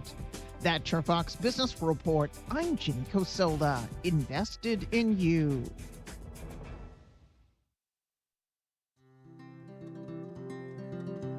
Balance of Nature's fruits and veggies supplements, changing the world one life at a time. It is absolutely the best product we've ever used, no question. I would take it daily. You just woke up in the morning and felt great. Well, I'm in my 90s. I was so impressed with it that I bought all my children that. I have 4 children, and they all got a shipment of it. It's a great product. Yes, I love it. Start your journey with Balance of Nature supplements. Call 1-800-246-8751 or go to balanceofnature.com and sign up as a new preferred customer. And for a limited time, get 35% off your first order, plus $10 off any additional sets with free shipping and our money-back guarantee. Go to balanceofnature.com or call 1-800-246-8751 and get this special offer by using discount code CHICAGO. Parents, grandparents, you might want to be sitting down. Because this is amazing news. Imagine the student in your family not asking you for money to pay for college, or better yet, not getting into years and years of debt. How is this possible? Scholarships.com, a trusted and widely used scholarship platform that helps your student find scholarships and navigate the financial aid process. Get help to pay for college through a personalized list of scholarships that your student actually qualifies for. Better yet, every scholarship is vetted to ensure accuracy. And now the best part, drum roll please, it's absolutely free. Go to scholarships.com today. Both students and parents can join for free. And within minutes, receive your list of personalized scholarship matches. Check out the wealth of information and resources available at no cost. And read the fantastic reviews from other scholarship winners. Scholarships.com has helped over 23 million students and families find scholarships to help pay for college. And will help you too. Join scholarships.com today for free. That's scholarships.com. You know, since 9/11, the Tunnel to Towers Foundation has been committed to supporting our nation's first responders and veterans. They support America's heroes like U.S. Army Major Jonathan Turnbull. Now, Major Turnbull sustained devastating injuries at the hands of an ISIS suicide bomber. Tunnel to Towers gave him a specially adapted smart home designed for his needs. Join Tunnel to Towers. They're hoping all of us will donate $11 a month so this great work continues. Their website, the letter T, the number 2, the letter T.org. Hey everyone, it's Ted from Consumer Cellular, the guy in the orange sweater, and this is your wake-up call. If you're paying too much for wireless service, you don't have to keep having that nightmare. Consumer Cellular has the same fast, reliable coverage as the leading carriers for less. And for a limited time, new customers receive their second month free when they sign up and use promo code MONTHFREE by May 31st. So why keep spending more than you have to? Seriously, wake up and call 1-888-FREEDOM or visit consumercellular.com. Taxes, fees, and other third-party charges will apply. See website for additional details.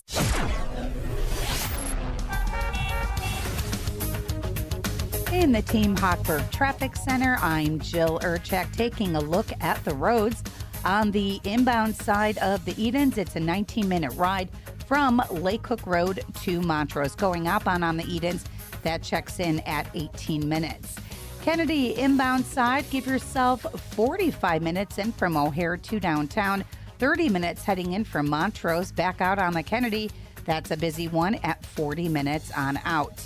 Inbound Eisenhower 52, 390 into the post office. We're seeing delays going out at 45 out to 390.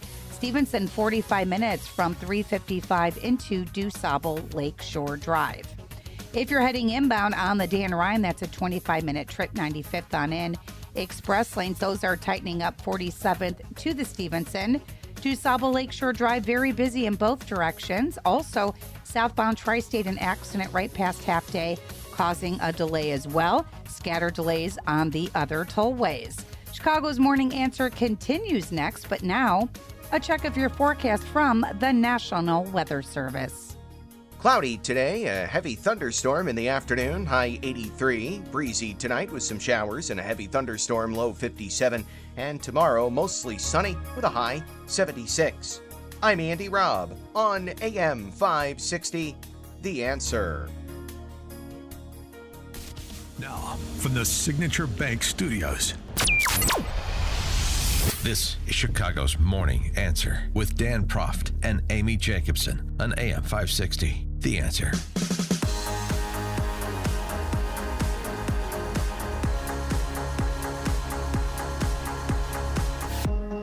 Top of the morning, Dan, and in for Amy this morning is Charles Thomas, former ABC7 political reporter. That's me.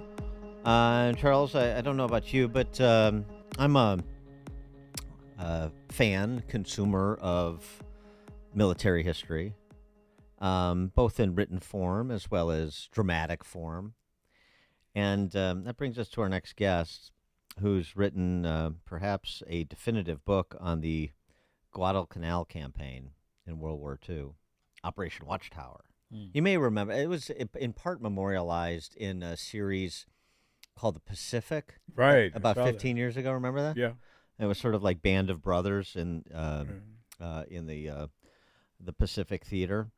Anyway, John Bruning is the co-author of the best-selling book Outlaw Platoon with Sean Parnell and House to House with David Bellavia. He received the Thomas Jefferson Award for Journalism from the Department of Defense for an article he wrote while embedded with the 3rd Combat Aviation Brigade's TF Brawler in Afghanistan. His new book is entitled 53 Days on Starvation Island, the World War II battle that saved Marine Corps aviation, instrumental, brutal campaign. 53 Days on Starvation Island, the World War II battle that saved Marine Corps aviation. John Bruning, thanks for joining us. Appreciate it. Dan, thanks for having me. I appreciate you being one of the keepers of the legacy by being a consumer of military history. Starvation. My pleasure. Starvation Island. That was a term that was coined by whom? It's actually the nickname the Japanese soldiers who were on the island called it.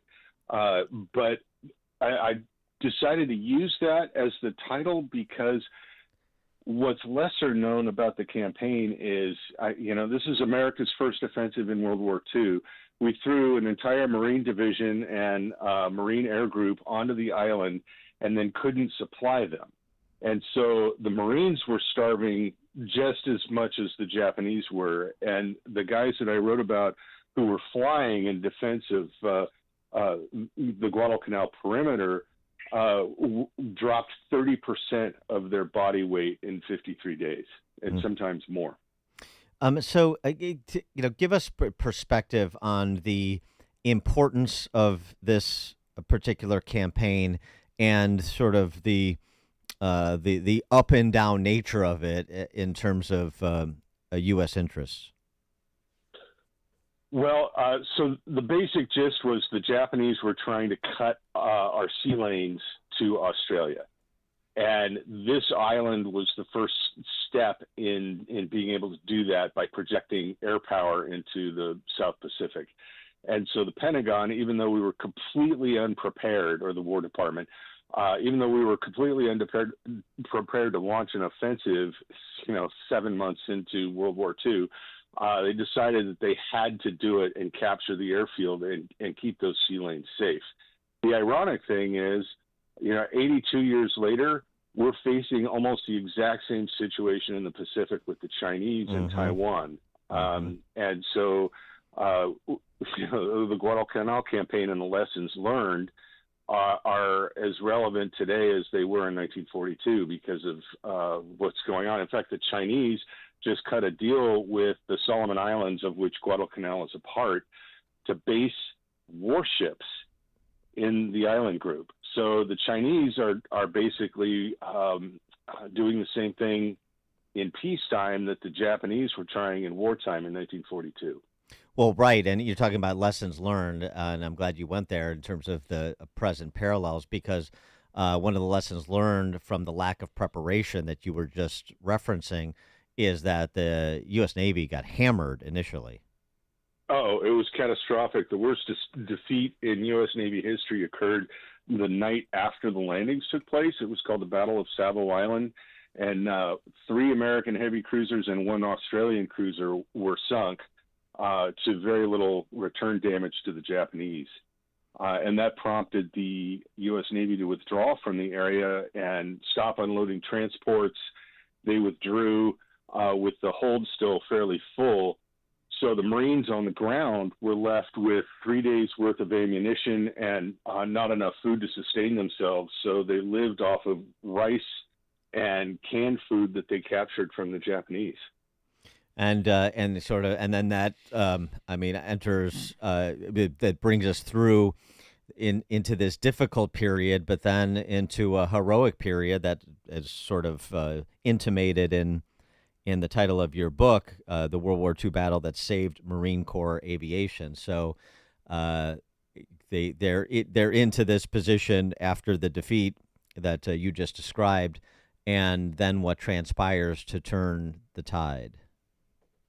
Well, so Dan, you got to keep in mind that for the first 6 months of World War II, there were 3 battles the Marine Corps air units fought. They were wiped out at Pearl Harbor on the ground at Eva Field. They were wiped out at Wake Island, and they were wiped out at Midway. So going into Guadalcanal, Marine aviation was 0-3, and the 2 units that I write about, the 2 squadrons, VMF 223 and VMSB 232, were basically told by their commanding officer, a guy named Lieutenant Colonel Charlie Fike, that they were cannon fodder. Their job was to go into Guadalcanal and buy time with their lives so that the U.S. could bring in air reinforcements. So they were essentially sent to the island to die. And the only thing that held them together were the squadron COs, who are the heart of the book. Captain John L. Smith, who received the Medal of Honor for his service on Guadalcanal, his executive officer, an Oregonian who became the first Marine ace. His name was Marion Carl, ended up becoming one of the great test pilots in American history later in his career. And then Richard Mangrum, who was a University of Washington Husky who brought in the first dive bomber squadron. And his right-hand man was a Chicago naturalized citizen from Czechoslovakia whose family emigrated right before World War I. And he was working during the Depression in a spring factory in Chicago and decided to join the Marine Corps. And he was sort of the lug nut of the squadron. His name was Larry Baldinus, and everybody called him Baldy. So that was the setup. They got to the island and they were flying obsolescent aircraft against some of the best combat pilots the world's ever seen. I mean, these guys they were fighting against had been flying in combat, some of them since 1932, 33 in China. And at a time where most of the Marine pilots had still been playing JV football back in high school. So it was the deck was stacked against them, and yet they were able to stop the Japanese and set the stage for the victory that followed. It was a long and brutal campaign. 50,000 men on both sides were killed or wounded. Both sides lost 68 warships. So, I mean, we're talking probably the most difficult campaign in the Pacific War. And this small group of Marine aviators really helped turn the tide to make sure that the first offensive of the war was not a massive strategic defeat. And we came very close to that. And this is still this is still early on in the war, and these Marine aviators then come home, and you cover this in your book too, which I like the idea of covering the return home. There's a lot of scholarship on that with respect to Vietnam, but perhaps and in some respects with respect to other wars, but not in this particular respect. So what happened when these aviators returned home after their heroic service? I'm so glad you asked this question because the first part of the book is actually the return, and then we go back to Guadalcanal. And the reason why I wrote that was, first, I wanted my readers to see the disconnect that existed between the warriors and their society, even in 1942, when we were supposedly all in the good war, right? This is the greatest generation. Everybody was pitching in. This is the time where we had victory gardens and scrap drives. And yet this whole first section is kind of a tour through wartime America that was not yet serious and not really understanding what the nature of the war was really going to be.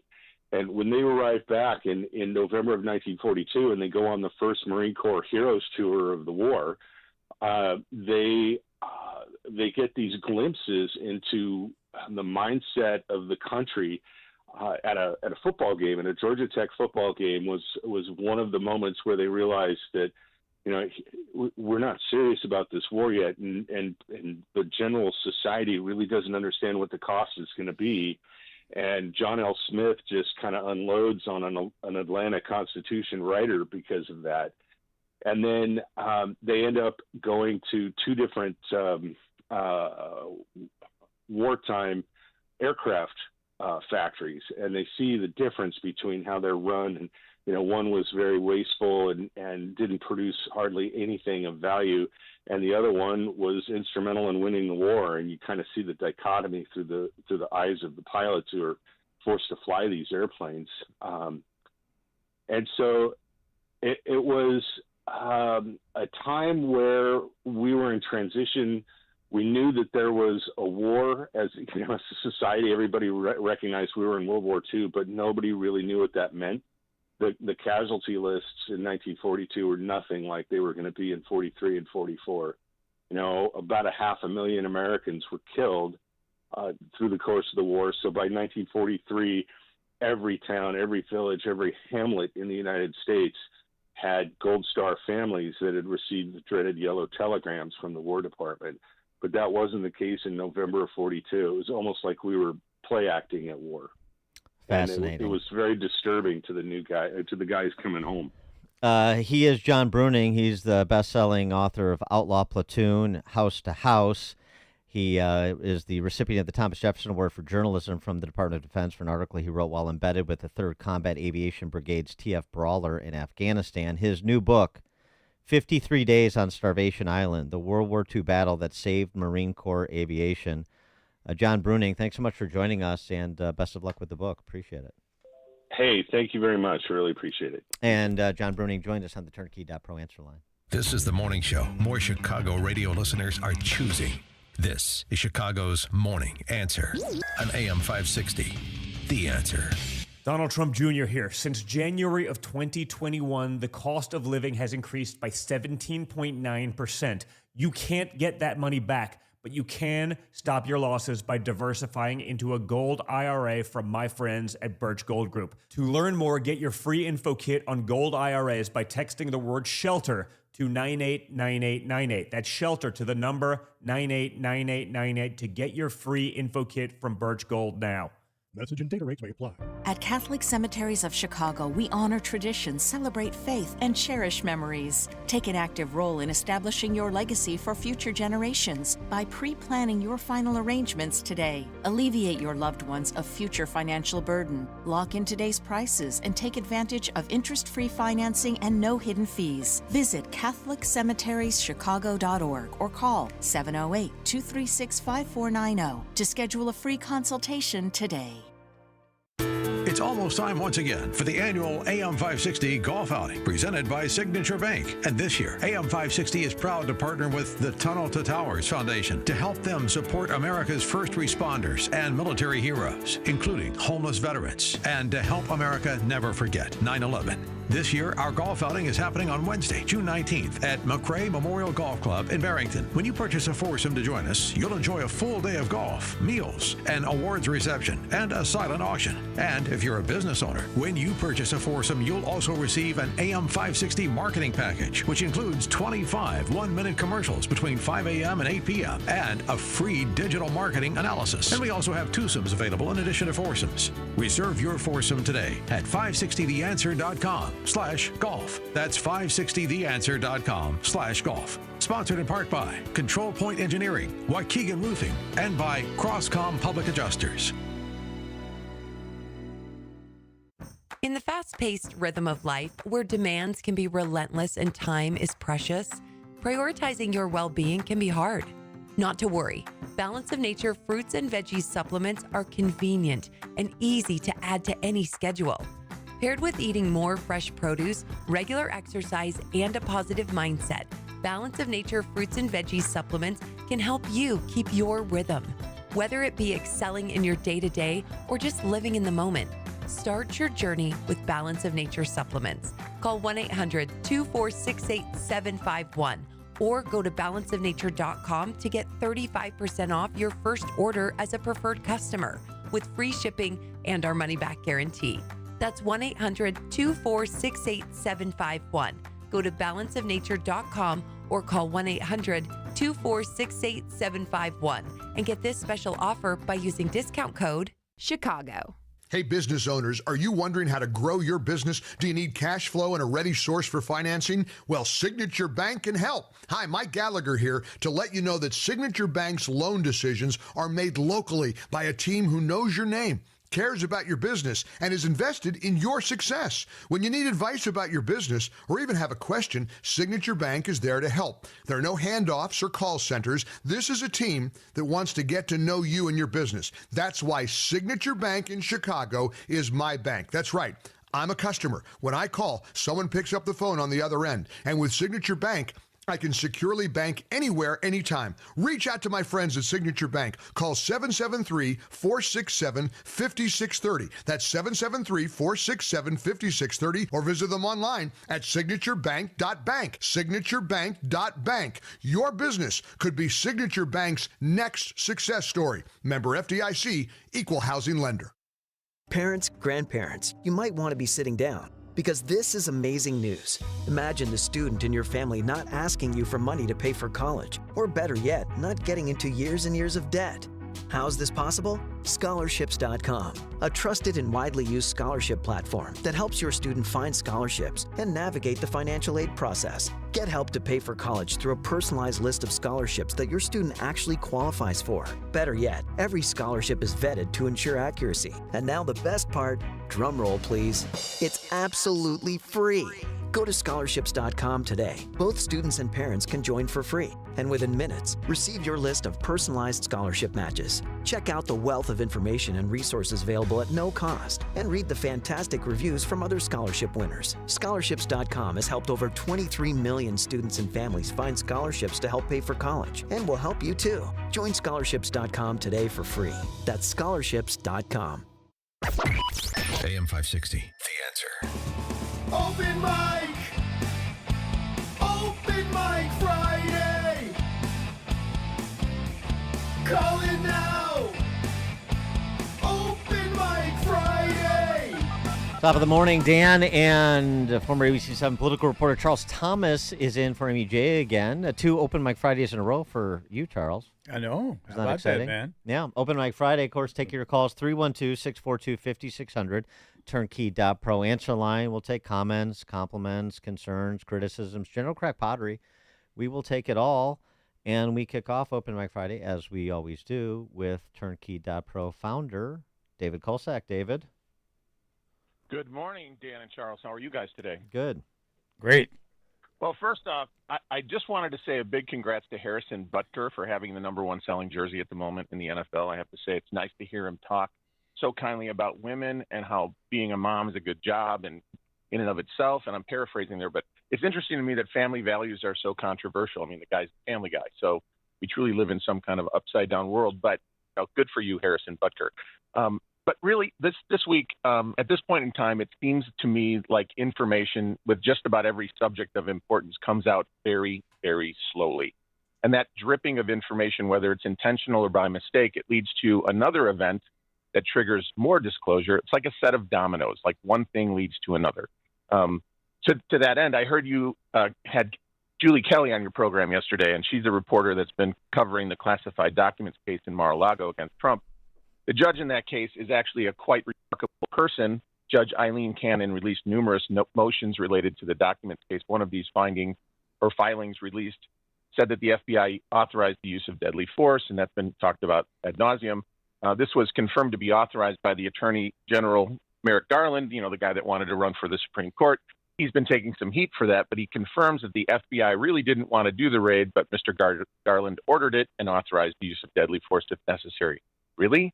For a documents case? What's really going on? So when they started talking about retrieving unsealed documents or sealed documents from a bathroom, a bedroom, a closet, what they really mean is we're going to show force and we're going to make Trump look bad. But they searched Melania's bedroom as well as Barron's bedroom. So who exactly were they authorized to use force upon? Was it Trump's family, the Secret Service, staff, Trump himself? And why are we just learning about it now? My belief is that Jack Smith, the prosecutor in the case, never thought this language of lethal force would see the light of day. According to Julie Kelly, FBI agents were preparing to confront Trump and engage the Secret Service if necessary. They were going to go door to door and terrorize Mar-a-Lago guests, and even Trump, his family, and his staff and Mar-a-Lago guests, basically all for a publicity stunt to make it look like Trump stole national security files. The FBI even inserted cover sheets that said top secret and classified so they could stage the infamous photos that we saw released at the time of the Mar-a-Lago raid. The FBI, who was ordered to dress in civilian clothes, even had a medical team at the ready during the raid just to treat anybody who might have gotten injured during the raid. So they were prepared for a shootout. And clearly this was a situation that could have got out of control. The people who organized this raid were very dangerous people who are doing the White House's bidding to get rid of Trump or at very least punish him. This was run by the top officials in Joe Biden's Department of Justice, not the local field office of the FBI. In many circumstances, these DOJ officials overrode the field office in the operation. Make no mistake, there was a huge dispute on the way this raid was going to go down, and it could have been really dangerous, especially when they showed up in street clothes. There were top officials there, and everybody was equipped with firearms, ammunition, bolt cutters, and handcuffs. They were ready for a fight, not just there to retrieve documents. I want to be clear that I believe anybody in the line of duty should always be given the right to return fire if fired upon. And thankfully, nothing happened that day at Mar-a-Lago. But they got the photos and optics that gave them the stunt that they wanted at the time. Now, it's important to mention, I think, that we would not have seen much of this if it weren't for the courageous one-woman wrecking crew judge named Eileen Cannon. Not only is Judge Cannon responsible for getting this deadly force order released, she also uncovered boxes of documents sent to Mar-a-Lago between the time he left office and the raid. What's important there is that they tried to plant evidence inside whatever documents Trump had to entrap him. It's clear that this Trump-appointed judge wants to uphold the law and run a straight courtroom unlike the one in New York City. She's admonished Jack Smith at virtually every turn when he tries to twist the rules to his favor. He's tried to redact documents that don't help his case and reveal those ones that do. And on top of that, there's a whole host of chain of command issues and with all the evidence. So it's clearly a mess, and I think it's obvious to the whole Mar-a-Lago raid. It's another game of gotcha with President Trump. It's almost like we're watching a cartoon like The Roadrunner or Tom and Jerry. It's really amazing to watch. So when I kind of put this together of like looking at this stuff over a long period of time, I think the following things. First, Dan Scavino foreshadowed it with a tweet of a door with the number 45 on it 3 days before the raid. That was interesting. And then Trump was not home when the raid occurred. And then Jack Smith was made special counsel illegally. And then Trump drew the conservative judge. And then the courts refused to accelerate the prosecution. And then we magically found out the FBI mishandled the evidence, and the judge suspended the trial then indefinitely. And now we have mysteriously finding out the FBI had essentially a hit order from the Biden administration. But the optics made Trump more popular, which is the most interesting thing. So each step was important that led to the next. They may have been prevented, but by the same token, prevention of each one may have kept the next domino from falling. So as we look at basically all of the attacks on Trump and everything that we see today, it plays out very slowly. It's been like that with just about everything, even COVID. So the truth will make its way out, and it's really painful just to sit back and watch all the dirty pool where seemingly nobody that's doing wrong gets punished. So let's hope that changes soon. The information drips out, but what we really need is a flood of information instead. So that's what I've got to say. All right. Thanks for the call, David. Appreciate it. Great day. You too. Thank you. All right. Let's go to Matt, Southside. You're on Chicago's Morning Answer. Hey, good morning, Dan. Good morning, Charles. You know, Dan, earlier this week you guys were talking about reboots and sequels to movies and TV shows. Well, I was thinking, you know, one form of entertainment that hasn't seemed to jump into this yet is the adult movie industry. And, you know, there's been a lot of talk, a lot of news about Ron Jeremy in the last couple of years. And I was thinking maybe they should reboot or make a sequel to one of his movies starring Chicago's very own Lori Lightfoot. They can call it Leave It to Beaver and starring Lori Lightfoot as the Beaver. Thank you for the call, Matt. All right. Oh, boy. Off and running now, Charles. Leave It to Beaver, huh? Irish PM Kevin out of Ogden Dunes, Indiana, where he summers. Oh, it's great to hear you guys today. We're missing Amy.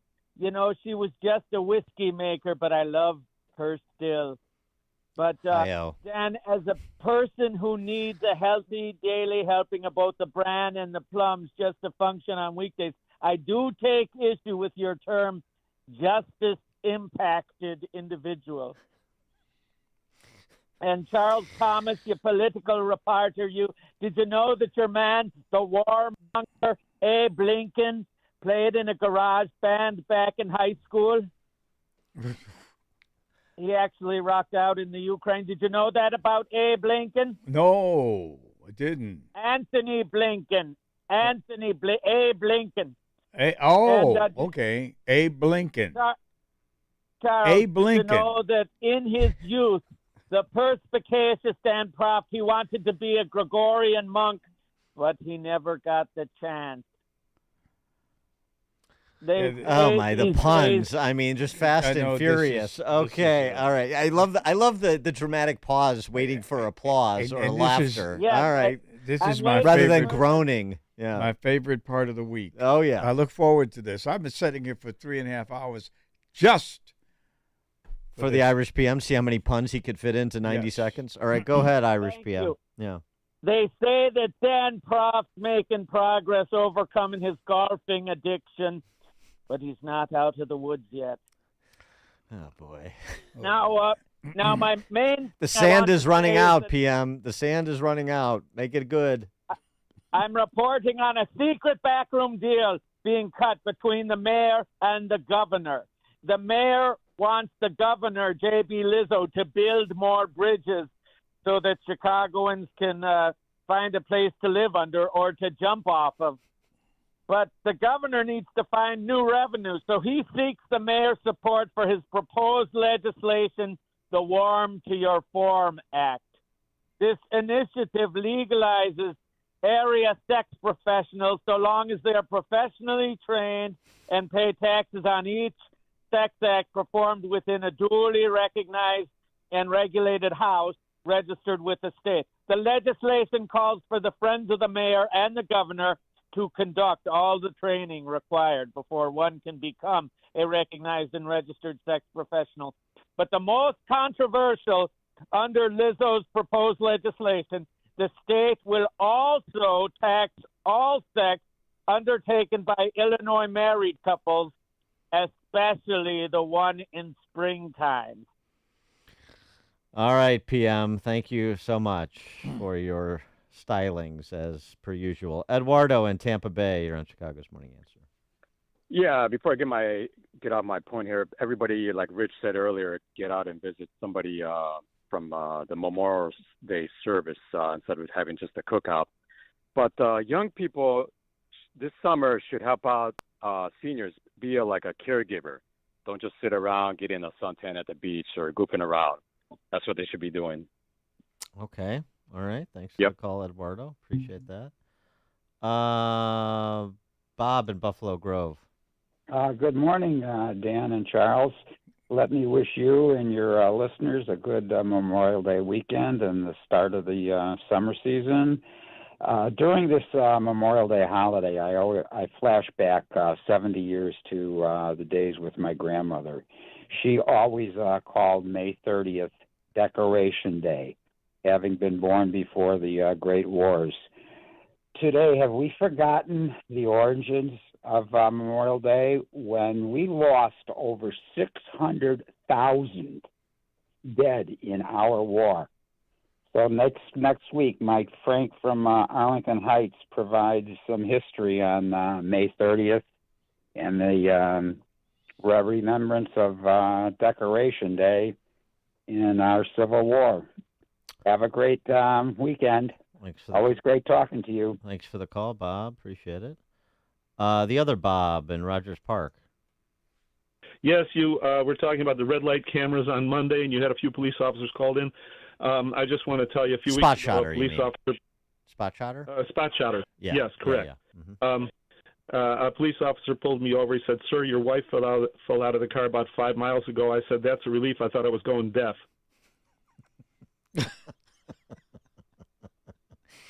Oh, now we got shot spotter humor, Charles. Yeah, covering a lot of ground today. All right, okay.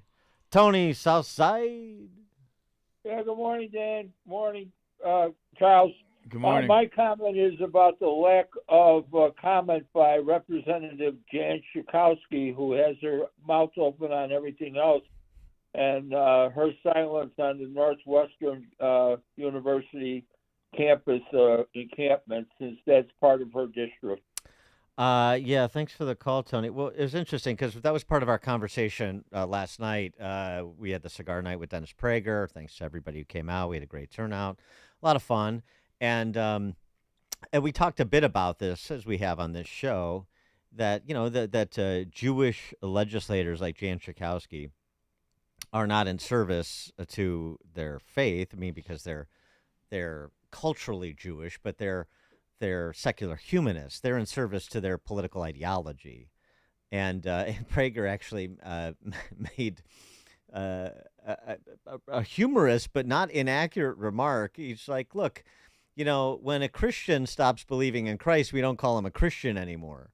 But when a Jewish person stops, abiding the Torah, we still call them a Jewish person. We got to, Prager saying this, obviously as a Jewish individual, says that we got to account for all of these secular humanists, these truly faithful to the Church of Woke, as still Jewish, but their Judaism doesn't inform their conduct, their policy choices.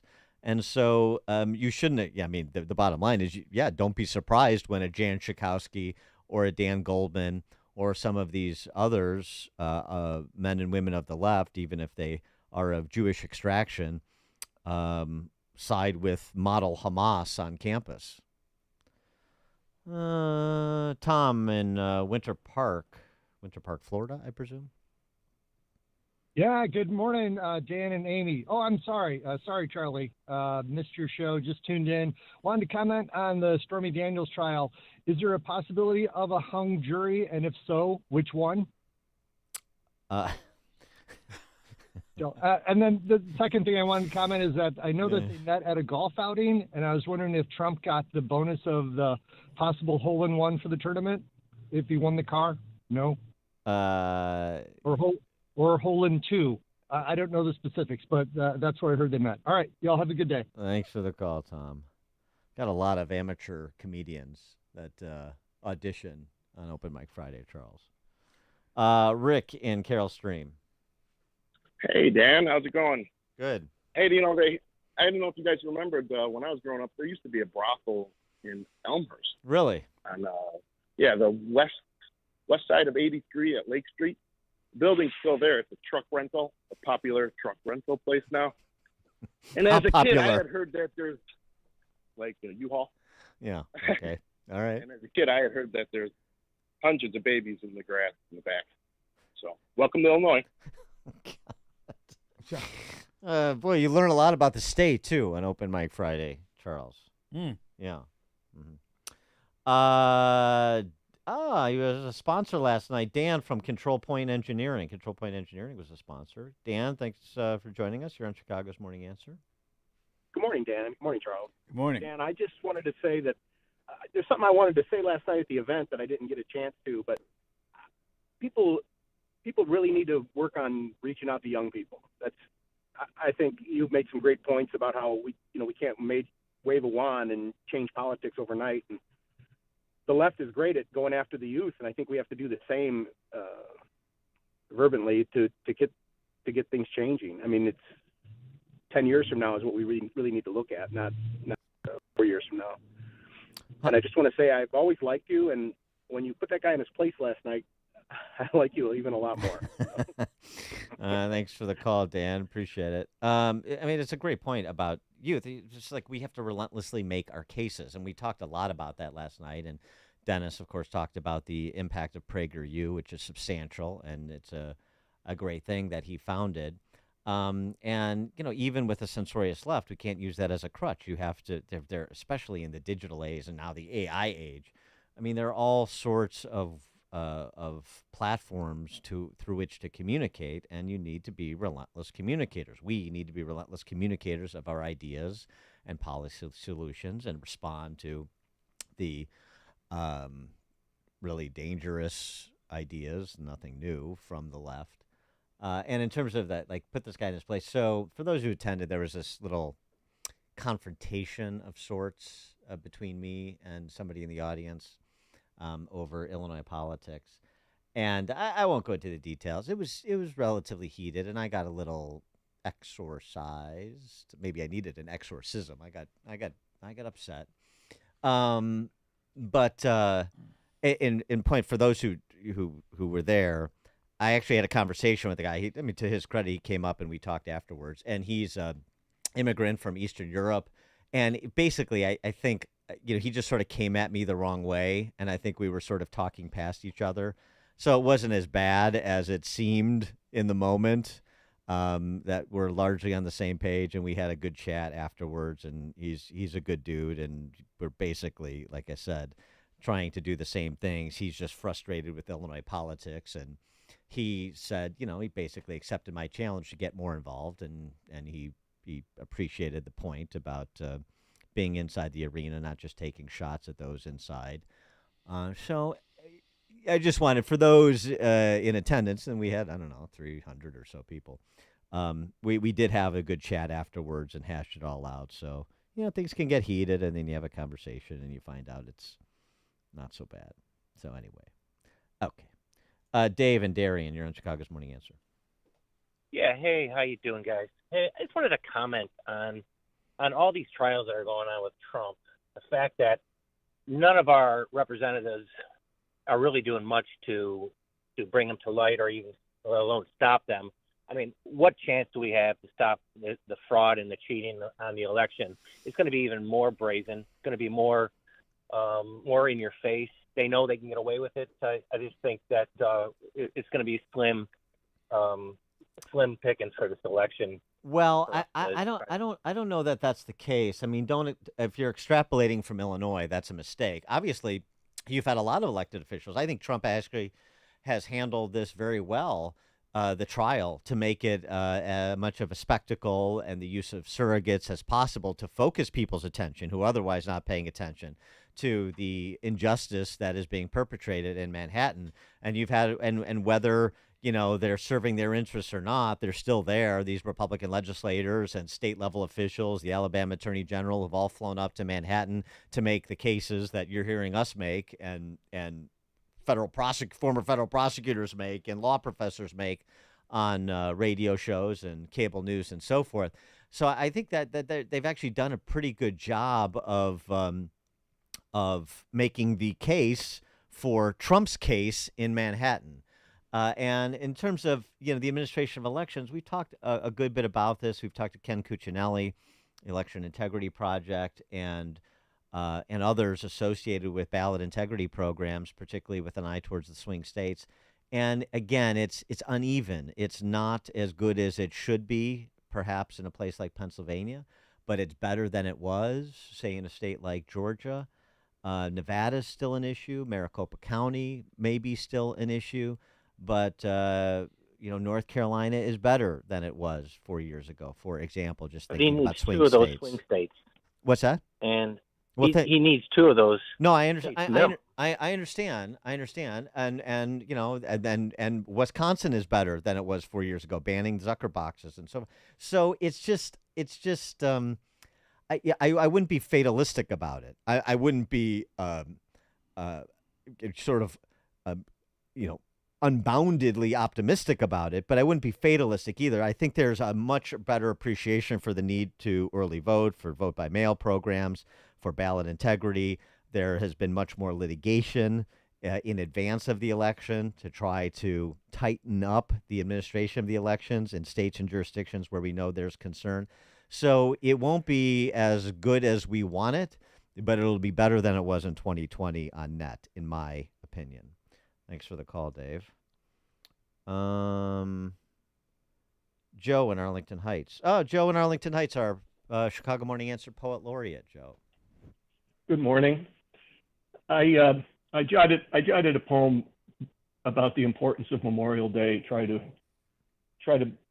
make people think about it on a personal level. It's called "Please Remember Me."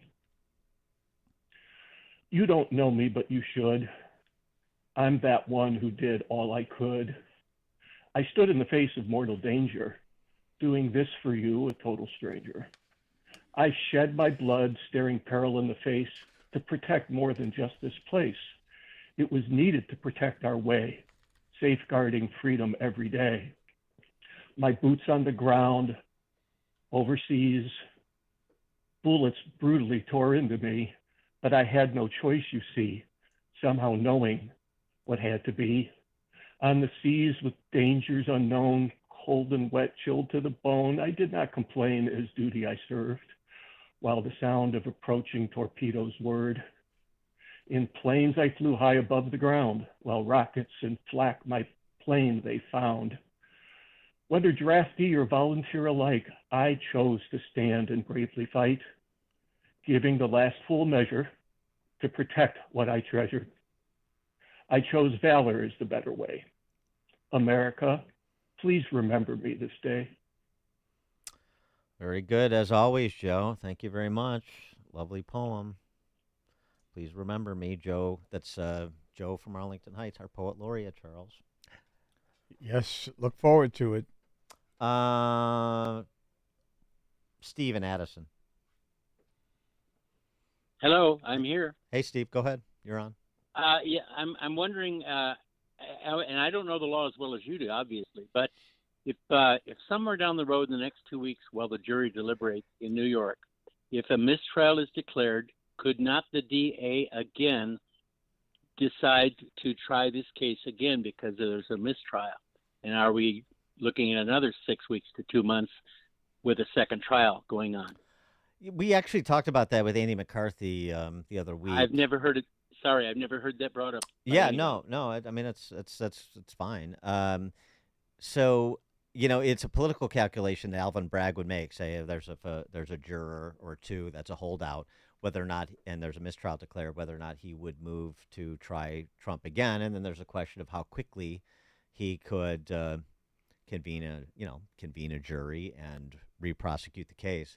Is it possible? Yeah, it's possible. It's possible that he could retry the case, and it's possible that he could do it before November. I don't think it's particularly likely. I think it would be, completely a political calculation, not a legal one. And if you can't get it done this time, I just think the politics would be such that they would be averse to doing it. But thanks for the call, Steve. But by the same token, Charles, actually, after our conversation with Steve Cortez, which sort of confirmed what I suspected to be true all along, that if he gets convicted of anything and they can pound that convicted felon label on him, that it's a net negative. If they believe that that is necessary in order to bring Biden back into the prospect of winning, bring Biden back into striking distance. And they may take a flyer and say, yeah, we got to prosecute again because we need him to be convicted of something because we need to run that messaging campaign. And so Alvin Bragg, get right back to it. Talk about time, though, man. I know. Talk about doing it before November. Well, I mean, man, that would be a quick turnaround. Yeah, I mean, he could refile and get right to voir dire and move this and I'm sure Judge Merchant would be happy to work with whatever timeline the prosecutor's office would want, or another judge in the case on the case in the retrial actually. But you just think that it would be overkill, but don't get too ensconced in your own bubble. Who would have thought that you would have this many cases in civil and criminal at this point? I mean, if you had asked this question 3 years ago, that we'd be looking at this. It's difficult to. Yeah, I mean, predicting what has transpired. You're right. I mean, you would have to have a mind that is unbelievably creative, an imagination that is unbelievably creative to come up with a scenario that we're actually living through. Stephen Addison, I'm sorry, go ahead. Yeah, my point was this has nothing to do with conviction. My point is this is just to tie Trump up again for another 6 weeks, 2 months in another trial so he can't campaign. I don't think they really care about conviction. I think all they want to do is keep him from being out there. No. That's my point. No, I don't think so. Thanks for the call, Steve. No, I don't think so. Tying him up doesn't do anything because he can campaign from anywhere. These are basically virtual campaigns. He can have another rally in the South Bronx. He can fly on a weekend and have a rally wherever he wants to, whenever court's not in session. He can go on he could do an interview. If he says something or does something, it's going to be something that we're all talking about the next day, more likely than not. He can do a border visit when they're not such. keeping him tied, quote unquote, tied up in Manhattan is, as we've seen, not negatively impacting him. If anything, it's putting him in venues that radiate out throughout the country that says, oh, that's interesting that he's doing a rally in the South Bronx. Oh, that's interesting that he's walking around talking to immigrant bodega owners in New York City. I mean, so that the audience isn't just New York. The audience is metropolitan areas all over the country. You see, so the conviction is the key. This is why they're coming at him from every angle. Get as many, as many shots on goal as you can, and hopefully one gets past. One scores, and the score is convicted felon. We cannot have a convicted felon in the White House. And as you heard from Steve Cortez in the polling that's being done, it's a net negative for Trump among independents. You heard Cortez talk about, he may have a 9-point lead in Georgia. Maybe that's 4 or 5 when they start pounding convicted felon, were he to be convicted in that Manhattan trial. Well, he's not up 9 everywhere in those swing states. 3, 2, 3, 4 points in these races. 1 point, every percentage point is big. Remember, even though we've spent a lot of time focusing on Biden being totally underwater, Trump's numbers, particularly in swing states, particularly among swing voters in swing states, they're not great either. He is not the beloved figure that he is to Trump rally goers. Let's just, again, get some perspective here. So this is super important for them. And again, if they think that the net would be it's worth the risk to get the convicted felon where they're a hung jury, then they do it.